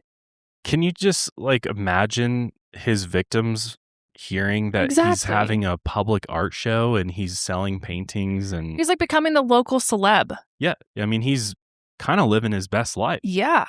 When he's supposed to be, at the very minimum, getting significant and intensive treatment. And locked up. And now he's got book deals. He's selling his paintings. Essentially no punishment at all. No, I mean, he's really kind of creating a career for himself out of it. And because of all this, he was able to buy a car, which he kept at the mental health facility. But Billy was soon engaged in other more criminal activities. So what are we doing here? He was providing alcohol and drugs to other young women, including patients at the mental health facility. And he even takes some of them to the orchard to have sex. What are we doing here? Staff became concerned about this behavior because given the nature of Billy's crimes, it seemed like he was just re-engaging in the criminal activity because he could. There's nothing stopping him. Plus, at least two of his partners were patients who, according to staff, were not in a mental state to be able to give consent, which I think that's such a huge part of this. What on earth are we doing? You have a man who is still a threat, walking around freely, and then taking other patients who can't consent out to the orchard. To have sex. Unreal. Plus, something else occurred during this time that may have attributed to Billy. A young man went missing on November 21st, 1979 in the area of Columbus, Ohio. His name was Dwan Thomas Cox, and he was a known associate of Billy's. While Dwan is still missing to this day, Billy later spoke about his disappearance, suggesting that he may have been involved. In response to all of this, Billy was then moved in the middle of the night to Lima State Hospital. So he's going from a basically no security mental health facility to now a maximum security prison that was described as a terrible place. There, he was re-diagnosed by Dr. Louis Lidner, who personally did not believe in DID. He instead believed, like other doctors throughout Billy's life, that he was a psychopathic schizophrenic. Still, an additional doctor, Judith Box, was sent to either confirm or deny Billy's diagnosis of DID, and she believed that she had been sent there to deny Billy's DID. While Dr. Box believed that Billy did in fact have DID, he was still being treated with drugs meant for schizophrenia and appeared to fracture further, because giving someone with DID antipsychotic medications is not going to have a good outcome. Schizophrenia is often treated with a combo of meds and therapy, whereas DID, for the most part, is treated with therapy. And it could sometimes be, you can sometimes be given SSRIs or something if you have depression or anxiety, but the true treatment of DID is through therapy, not medication. So the fact that they were medicating him for something that he didn't have, unfortunately, happens all too often, but was going to make the situation worse. And because of all this, Billy developed some new strategies, including hunger strikes and the hiring of a new lawyer to help him get out of Lima. After 13 months, the state decided to close Lima, and as a result, Billy was moved to Dayton, then back to Columbus, where he remained in 1981 as the book was released. So Daniel Key's book, The Minds of Billy Milligan, was an instant hit, and while Daniel claimed that the entire book was fact, it was confirmed that he or Billy had fictionalized at least parts of it. So there we go. Now we know.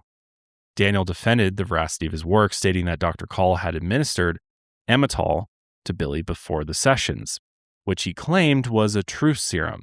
However, other professionals have stated that Dr. Call had also put Billy into a hypnotic state where he was very open for suggestion. Which, by the way, Emmetol is a barbiturate that I guess they don't really use it anymore at all, but it used to be used for insomnia or anesthesia, but now it's pretty restricted. So they basically were just drugging him into kind of this strung out state.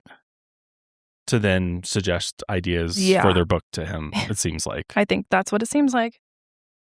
Plus, it seems like the more personalities he provided, the more freedom Billy was given at Athens.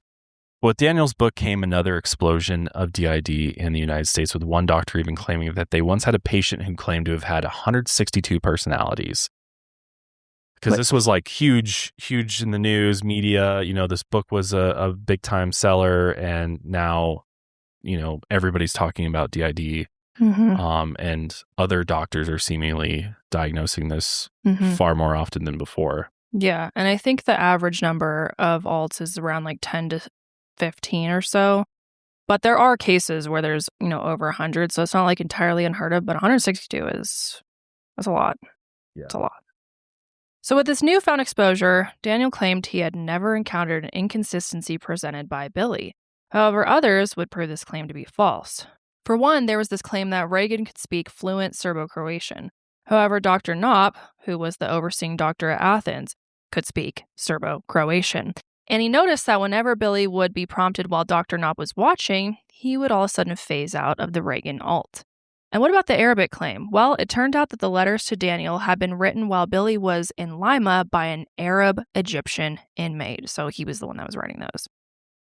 Now, these were important discoveries because at the time, DID was considered a miracle condition in which the subject would have these gifts of knowledge. But in reality, even if you phase between alts, they don't possess hidden knowledge that the core personality doesn't already have. Now, despite the added scrutiny, eyes were back on Billy after the book's publication. Judge Flowers once again came into the picture and requested that Billy be moved back to Athens, believing that he had not been receiving the proper treatment for over a year. Billy once again was under the care of Dr. Call, and at least publicly, he tried to remain on his best behavior. However, privately, Billy was once again sexually involved with several young women, including both patients and staff at the hospital, and many more would visit him from the outside. He became like a spectacle. One of these women was named Tanda Barley, whom Billy had met through her brother Don while incarcerated at Lima. And Billy and Tanda even got married while in Athens, and Daniel attended the wedding. However, after only 51 days, Tanda left him by writing him a letter, and she took the money from the book deal, and apparently Billy felt like a total sucker. In 1983, Billy just wanted to be left alone. He once again was given off-campus privileges and rented a small farm outside of Athens. And he spent his days farming, painting, and spending time with his new young girlfriend. And according to many, this was the best time of his life. Jim Murray, who was a local television producer, had been working on a series in which he played a man with DID. So Jim contacted Billy and asked him if he wanted to star on the show as someone who didn't have DID, and Billy said, "Sure, I'll do that." Here's a clip from one of the episodes featuring Billy. In the show, Jim played a man with DID while Billy played himself.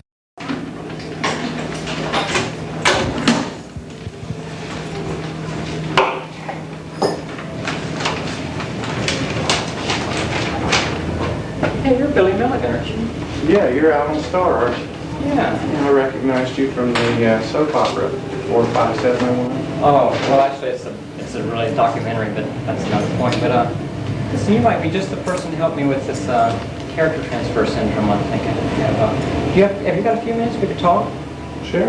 Yeah. Actually, I'd rather not do it here because these windows in here, and I have a problem with windows. But there's a nice little park uptown. We could just go right in the center of town. And a park uptown? Yeah, it's real.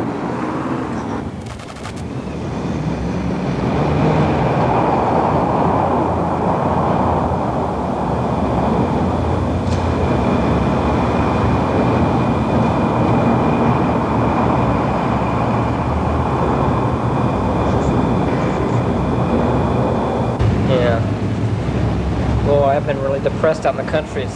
All my friends are right here in town, and I can't even call them up and see them because the police are checking them and surrounding my house and all. And then this guy goes and writes this letter to the paper about accusing me of having character transfer syndrome or something or other, saying I can't separate reality from fantasy because I went to city council and they didn't think I should have gone.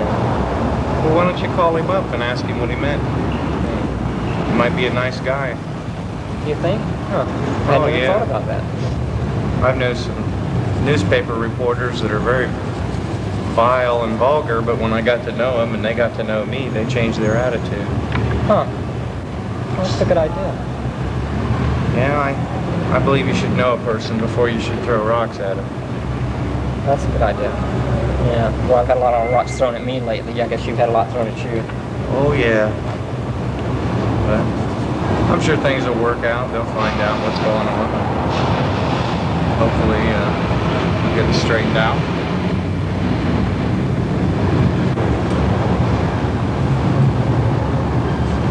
But the two became incredibly close friends, and Jim said he feared Billy only once during a secluded hike together. While Billy didn't do anything, Jim just said he felt sort of a chill and decided that this was the last time that the two would go hiking together. However, things weren't all that perfect for Billy. The Athens community had grown increasingly afraid of him, and he was now living next door to Sheriff Allen. And, Sheriff Allen did not like Billy whatsoever and believed that Billy should be in prison. Billy began accusing Sheriff Allen of shooting at his dogs, and Sheriff Allen believed that his dog deserved it because he was chasing his horses. Others stated that Sheriff Allen was looking to hire two guys to even kill Billy. Two inmates even claimed that Sheriff Allen had asked them directly to make it look like a suicide. And then there was another incident. According to a hospital staffer, Billy had been riding around with him in his truck when he decided to shoot at the trailer of his staffer's supervisor. Billy claimed that he had been wrongfully accused and that he was nowhere near the trailer at the time of the shooting. But still, Billy was jailed on 4 charges, including intimidation of a witness, and Billy's lawyer even stopped representing him as he wanted to testify against Sheriff Allen himself. Sheriff Allen presented a tape recording in which Billy could be heard saying, "I'm going to kill you." However, even though Billy could be heard clear as day threatening Sheriff Allen, the charges were dropped. Ohio is a 2-party consent state, and since Billy was unaware that he was being recorded, it was illegal.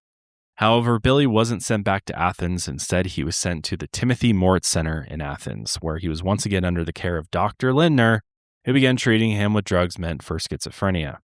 Billy then became depressed, despondent, and eventually felt like he needed to escape. As Dr. Lindner and most of the staff were planning to be on vacation for the 4th of July weekend, Billy explained to his friend, TV producer Jim Murray, that he needed to escape. Jim said Billy should make a short video explaining why he was escaping and then distribute the footage to local news outlets across Ohio. So in the footage, Billy explained, quote, "It seems my treatment is an issue of politics. I don't think they really care about what's best for me in society," which it's kind of hard to argue with him with that. Seems like that's absolutely at play here. Yep. He's getting bounced around and there's no consistency there. So then during that weekend, Billy simply just walked away. Jim initially thought he was just going to be gone for the weekend, and he had no idea what Billy had in mind. When Billy's absence became known, his sudden escape became a national issue. With the FBI assigned to the case, as well as highway troopers, the question wasn't only where was Billy Milligan, but which personality was he going to be? He called his sister and told her everything was okay and expressed that he just couldn't take the pressure of Dr. Linder's style of treatment any longer. Then Jim Murray rented a car and suggested they drive out of the state. They decided to make a beeline for Colorado, and Jim explained that Billy was in high spirits at the beginning of the road trip and that they had a really great time. Jim left Billy with the car in Aspen before he flew back to Ohio. And after a few days in Colorado, Billy took the car to the airport and flew out. And of course, this tipped off the FBI, who considered Billy to be armed and dangerous. And since they assumed he flown out but didn't know where, they decided to keep an eye on his brother, who lived in Vancouver. Billy contacted his brother, who was also named Jim, on July 16th and told him he had been making nearly $1,000 a day doing sidewalk painting in Aspen. Still, he was planning to fly out to the Pacific Northwest, and the two brothers met on the 17th. Jim told Billy that he couldn't risk taking him across the border into Canada, but that he could settle into a small town of Bellingham, Washington. That very day, Billy was able to rent a place using his new identity, Christopher Carr. Jim Murray had actually given him the Social Security card of a man named Christopher Carr way back in Ohio. And for a while, it seemed like Billy was doing really well in Bellingham. His brother Jim saw him every other day and eventually brought Billy to Canada with him, where he painted again, went flying, and the two even went to public conventions together. Still, Jim was worried and anxious, knowing that he had been harboring a fugitive. Even though he was never once contacted by the FBI, Jim kept a daily journal that recorded his anxieties.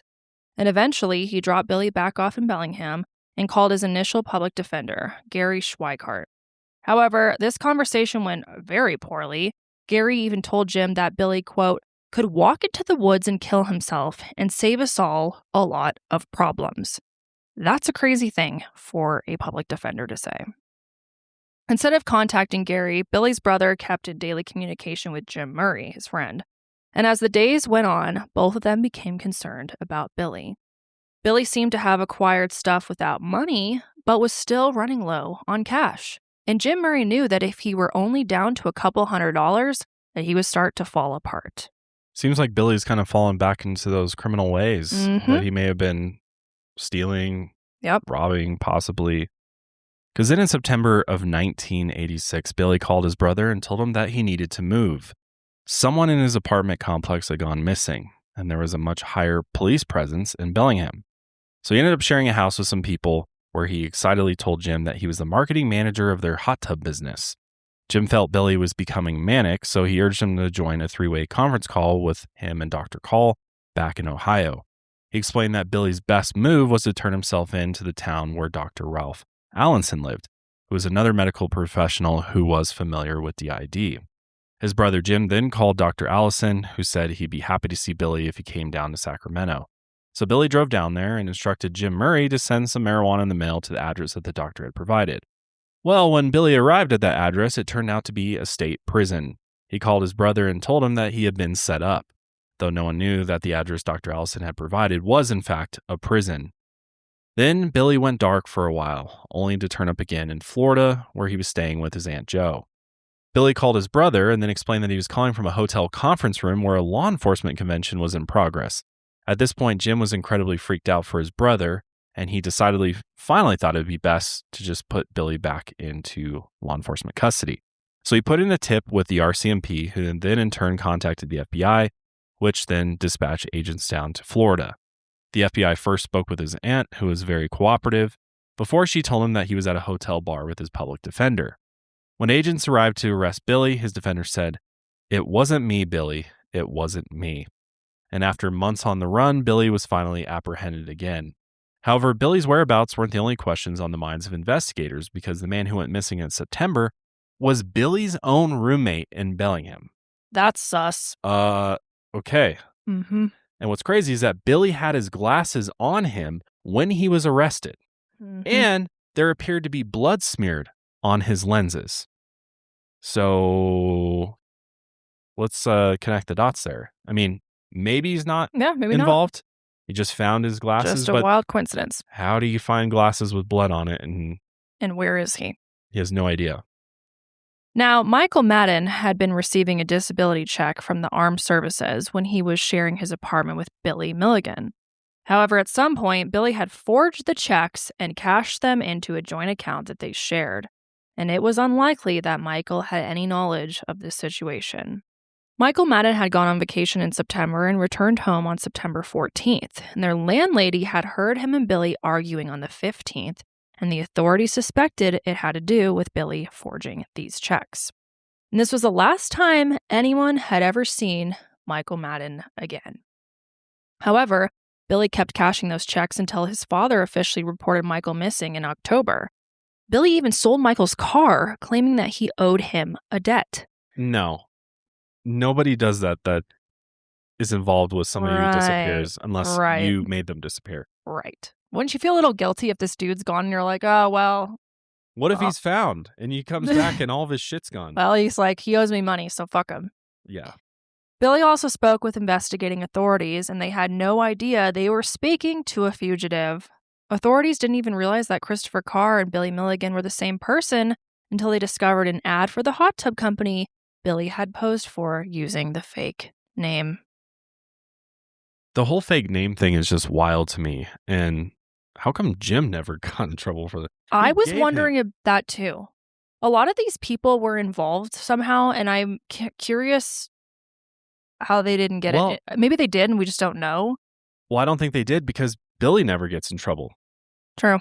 As we'll find out here, right. Like it's just an insane story of like lots of crimes are going on. But then like the fact that his own brother, Jim, the other Jim, was harboring him. Yeah. Like I don't think anything ever happened. They smuggled him across the border. Yeah. Like I know. It was a different time, I feel like, back then. It was much easier to just get away with this stuff and when things crossed jurisdictions, like cross state lines and stuff, things just went by the wayside. Like they could not keep track of people. There was no way to, electronically track them. It was just far easier, I feel like. Because like even when he flew out, they didn't know where he was going. Wouldn't that be so easy to tell? Well, he assumed the identity of Christopher Carr, so I assume he flew under Christopher Carr's name. Yeah. And I guess it's just, God, it seems they just like looked that would at be it so and be like, hard. Yep, that's you. Yeah, that just like... there was no scanning IDs at the right, airport. Right. It's probably just as simple as that. Yeah, because now you give them the ID and they literally take a picture of your face. Yeah. These days, I do a ton of cooking at home. I love to cook. It's kind of a passion of mine. I find it enjoyable, almost therapeutic. But one thing I don't like doing is cooking with bad quality food. I love high quality proteins. I eat meat almost every meal. And if there is a meal that doesn't have meat, I will prepare a protein side because I love protein and I love meat. I'm kind of a meat snob. Even when I go to restaurants, I'm very critical of the meats, because sometimes when you go to restaurants, you get a steak or something and you're like, how does it, this steak just does not match up with the price. This feels like some low quality meat. But with ButcherBox, you're going to have the highest quality meats you could possibly get. So ditch all of those low quality meats. You go to the grocery store, it's very hit or miss with their meats. So just avoid it altogether. Get yourself a ButcherBox and you can get all of the high quality proteins you need to feed your family, your friends, yourself, you name it. Because ButcherBox has over 100 premium protein options that get delivered straight to your door, from grass-fed beef to wild-caught seafood. It's all raised and sourced the right way. No antibiotics, no added hormones, no fillers, just clean, reliable protein you can feel good serving. And with grilling season right around the corner, although today is a snowy day outside, wouldn't stop me from firing up the grill, but get yourself a delicious, juicy steak from ButcherBox. They also have racks of ribs. If you're somebody who loves meat, or your family members love meat, this is the way to do it, because you're going to get higher quality than you're going to find at the grocery store consistently, which is very important. You're not going to get like one box that's one grade of meat, the next one is a different one. You're going to get the same quality every single time. I haven't had a single issue with ButcherBox either. Everything comes basically frozen. You either throw it in the freezer or you throw it in the refrigerator if you're going to cook it.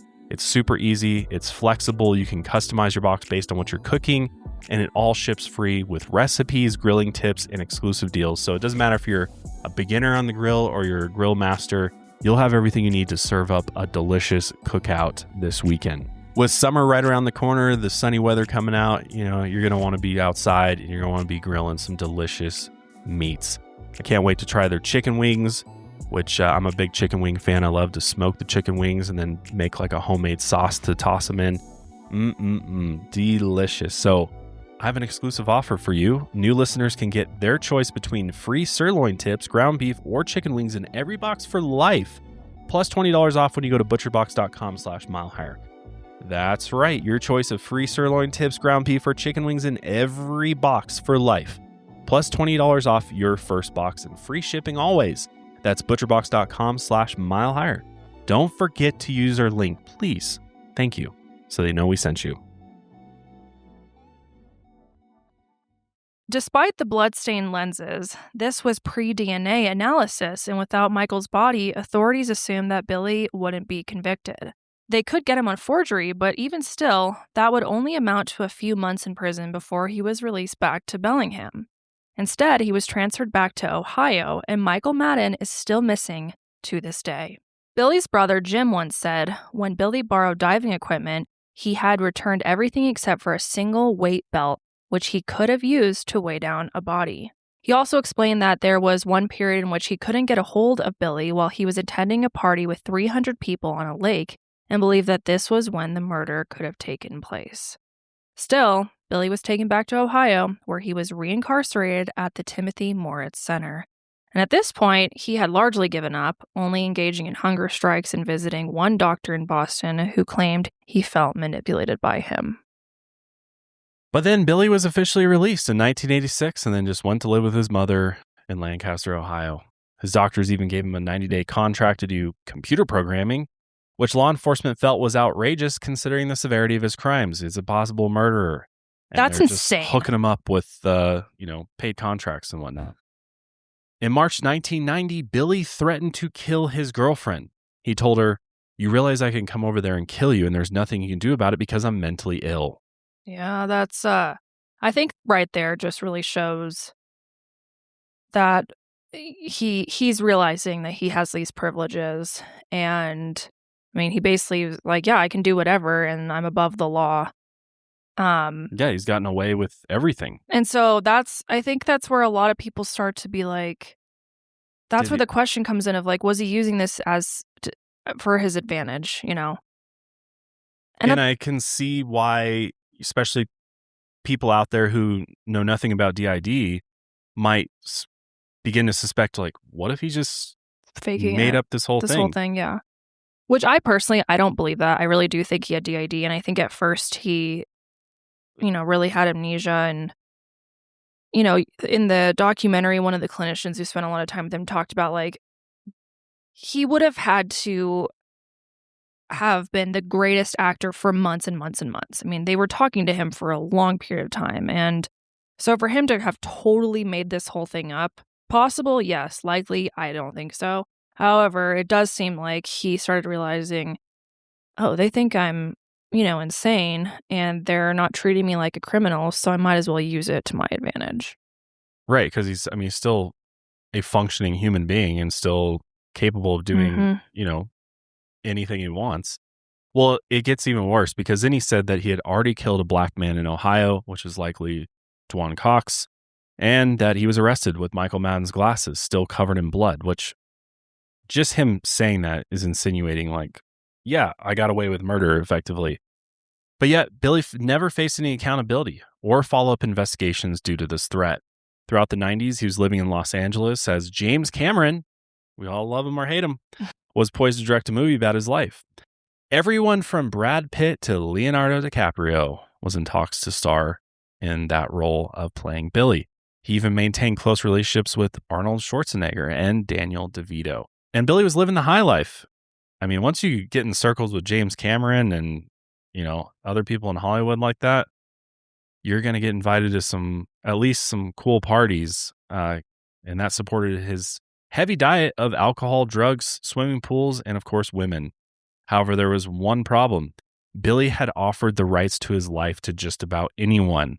When the actual rights holder, Sandy Arcaro, sued James Cameron for a salary increase to $1.5 million, that's when that project fell apart.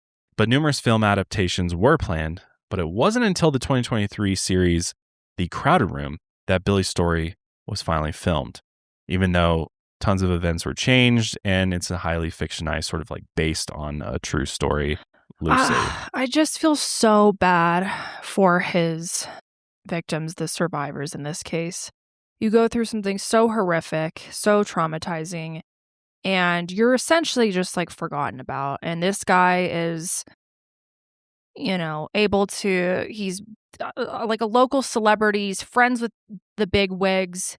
He's getting book deals. He's getting movies made after him. Partying, drinking, drugging. It's just... And popping up in the news over and over again. Like, here's his face is being flashed on the TV. Right. He's continuing to get that notoriety. And it's just like, I'd imagine these victims just want him to go away. Mm-hmm. And they're constantly reminded of him. Yeah. I watched the Crowded Room series. It's Tom Holland's in it. It's like a rough recreation of it. Probably the biggest crime of that show, including shows like the Jeffrey Dahmer one, like the Menendez brothers ones, were dramatized events, is they do such an insane disservice to the victims because they try to dramatize the lives of these people so much. I understand it. It's meant to be somewhat fictionalized. They're trying to get you to empathize with people, and I get it to a degree.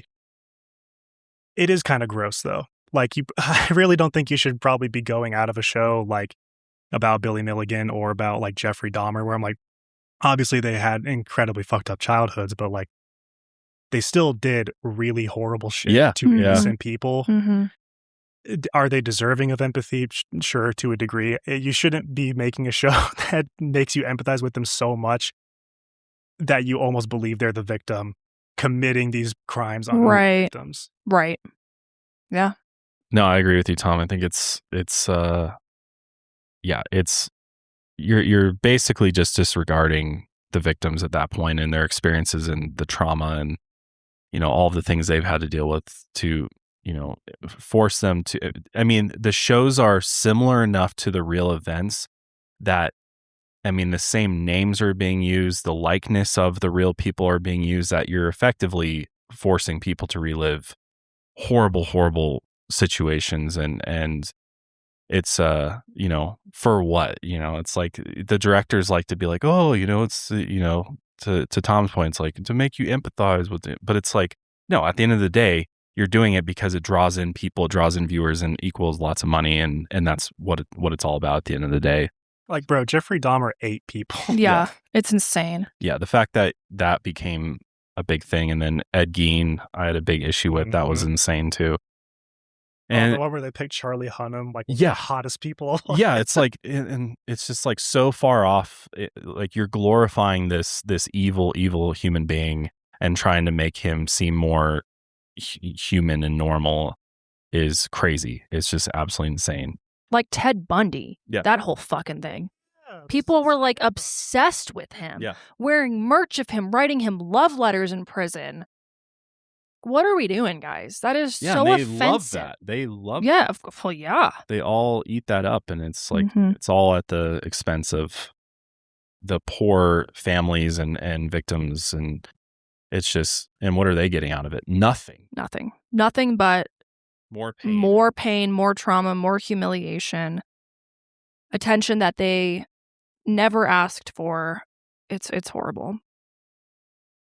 So yeah, it's kind of the same thing with Billy. I mean, this guy's getting, everything, and he's effectively living out his life and living it up and partying and, blowing through all this money and just bouncing around. And, those that actually were victims of his are left with nothing and no justice at the end of the day. But between Ohio State hounding Billy for medical expenses and giving back money due to Milligan's law, Billy had to declare bankruptcy in California. After that, he moved to good old Las Vegas, Sin City, for a time where he did all the Sin City things, gamble, got in fights, and was jailed for numerous misdemeanors and threats. He eventually asked his sister if he could move in with her, and she gave him a trailer to live in on her property in Ohio. And then in 2012, Billy was diagnosed with cancer, and his niece became his full-time caretaker, and he once asked her, "Do you think God could ever forgive me?" And after that, he admitted that he had killed people. Bingo. It's unbelievable. Yep. But Billy, 2 years later, died of cancer at a nursing home in Columbus, Ohio on December 12th, and he was 59 years old. Of course, questions remain surrounding the validity of his diagnosis and insanity plea. There's a much larger issue here surrounding this plea because, for one, it's now extremely rare. Per year, only 1% of criminal defendants in the U.S. seek an insanity plea, and only 0.25% are successful. Only about 30 defendants a year are successful with this plea. And while there are no exact numbers on the prevalence of insanity pleas where the diagnosis is DID, it's safe to say that it is extremely rare and often unsuccessful, citing its controversial status in both the medical and legal fields.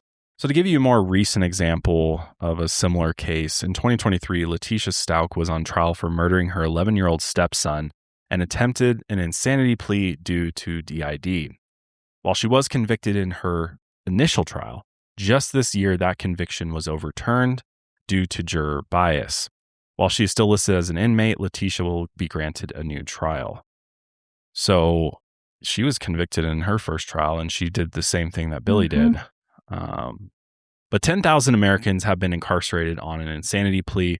While they have not been found guilty of a crime, they are often held for much longer periods in the psychiatric holds than if they had been found guilty. While Billy's case is extraordinary, the insanity plea is not the legal loophole people think it is. In fact, it is more likely to result in a life sentence, which is very, very true.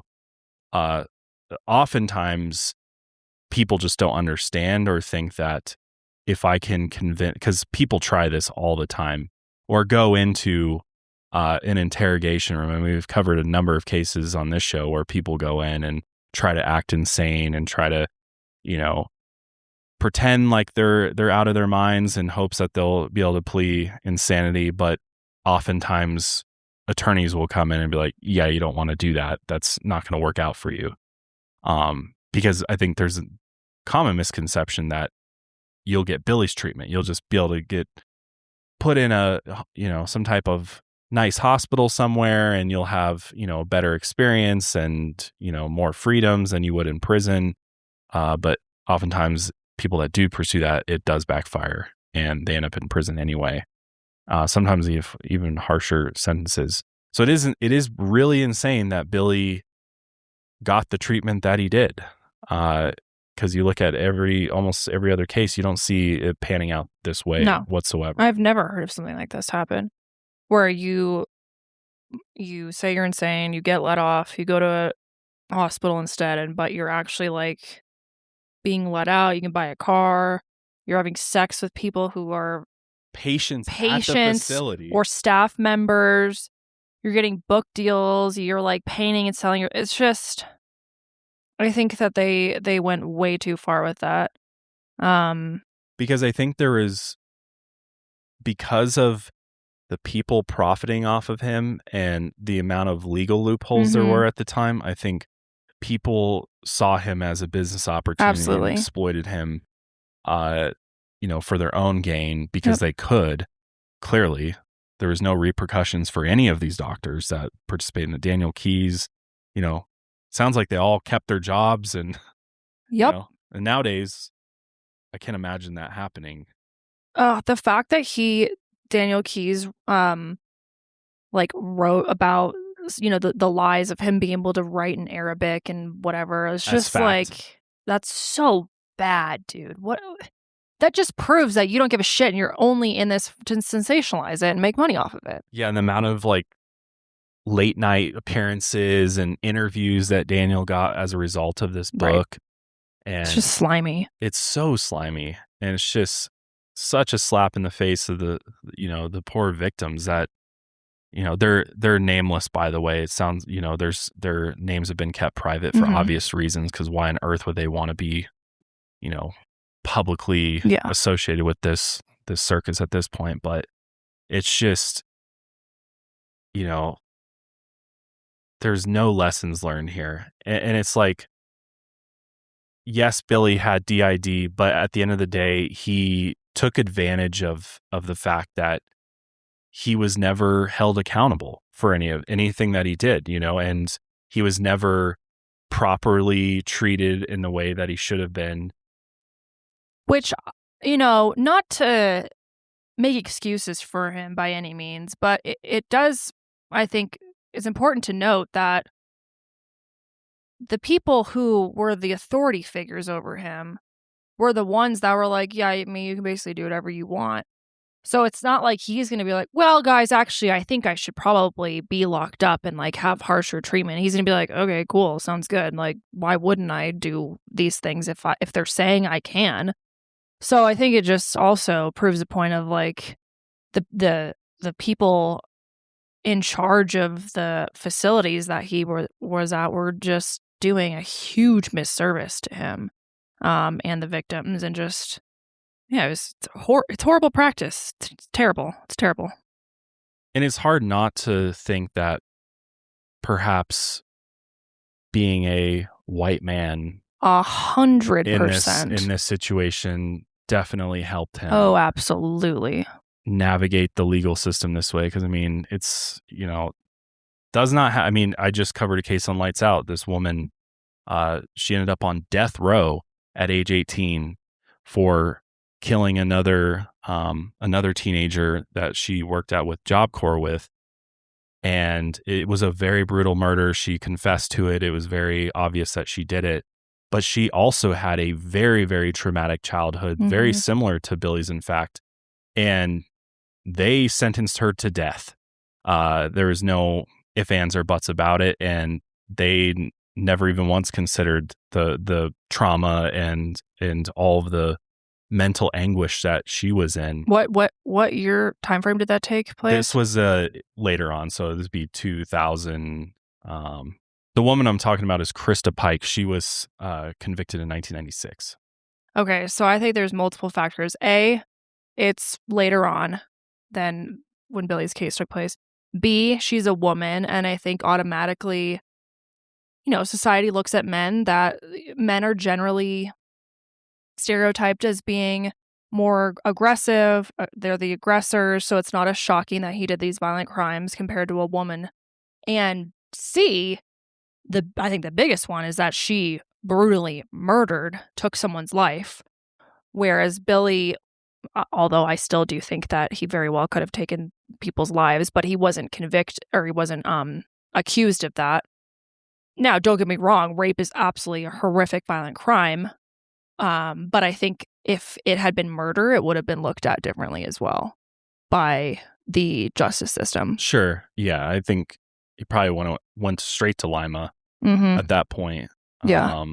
Versus, it's just interesting though, because he did have prior convictions and he had criminal tendencies before that. And the fact that they didn't take that more seriously and at least keep him locked up somewhere is very, very surprising to me, because what did he do? He reverted back to those criminal tendencies as soon as he could. He committed tons of crimes in his life.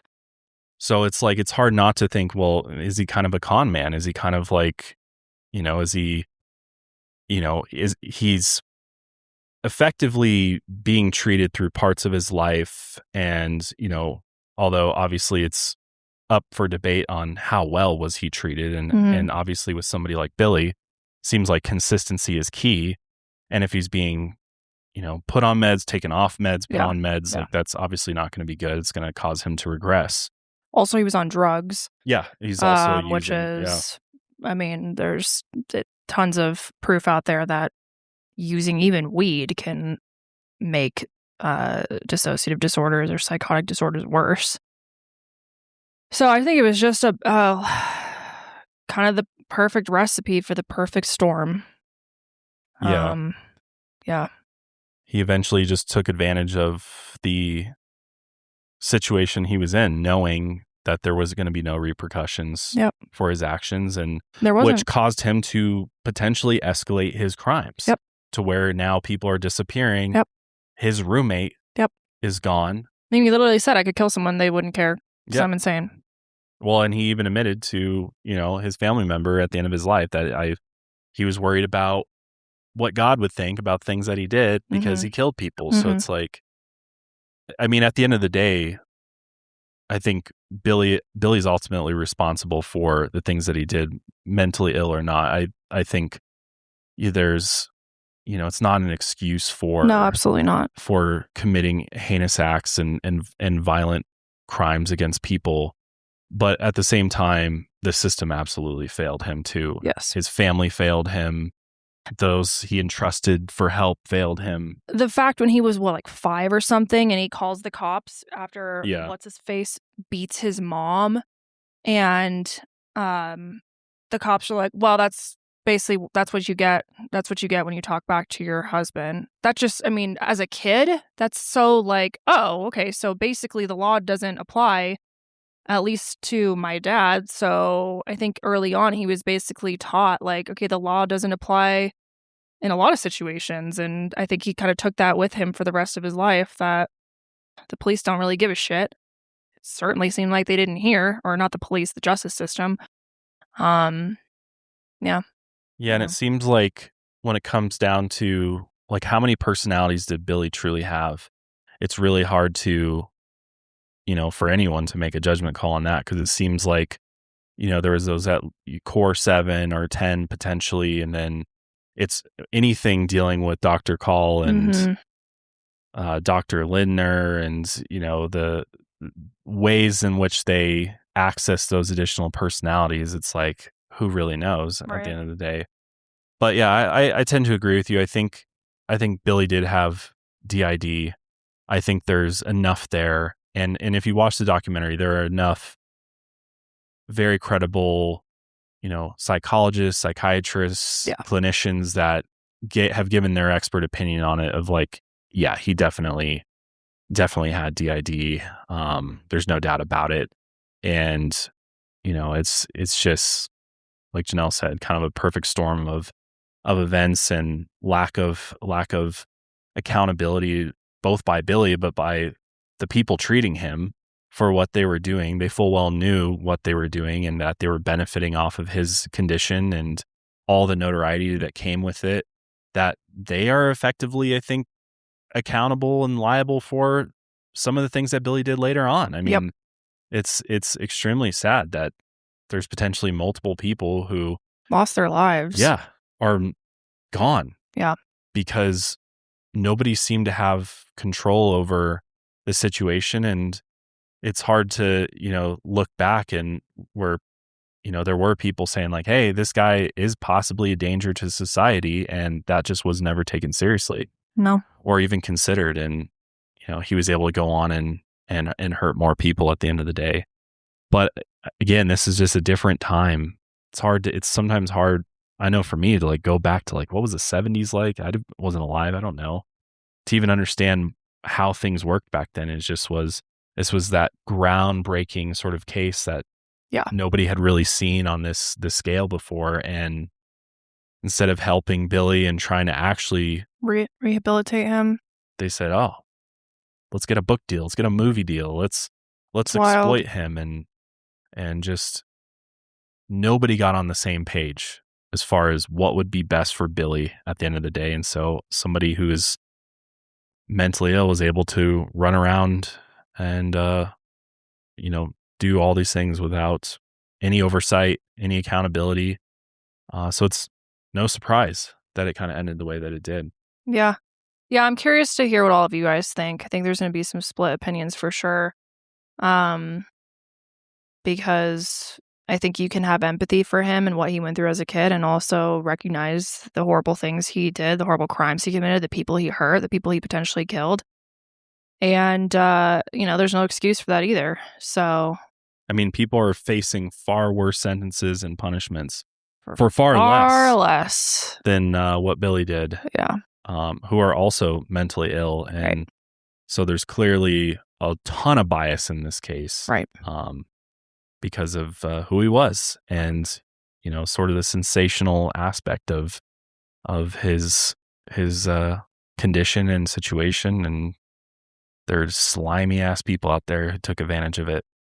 Yep. But yeah, let us know your thoughts. We'll be really curious to see what the comments have to say and what you guys have to say on socials. Cause it's a it's very controversial in some ways. And I'm sure a lot of you have thoughts about it. So definitely let us know.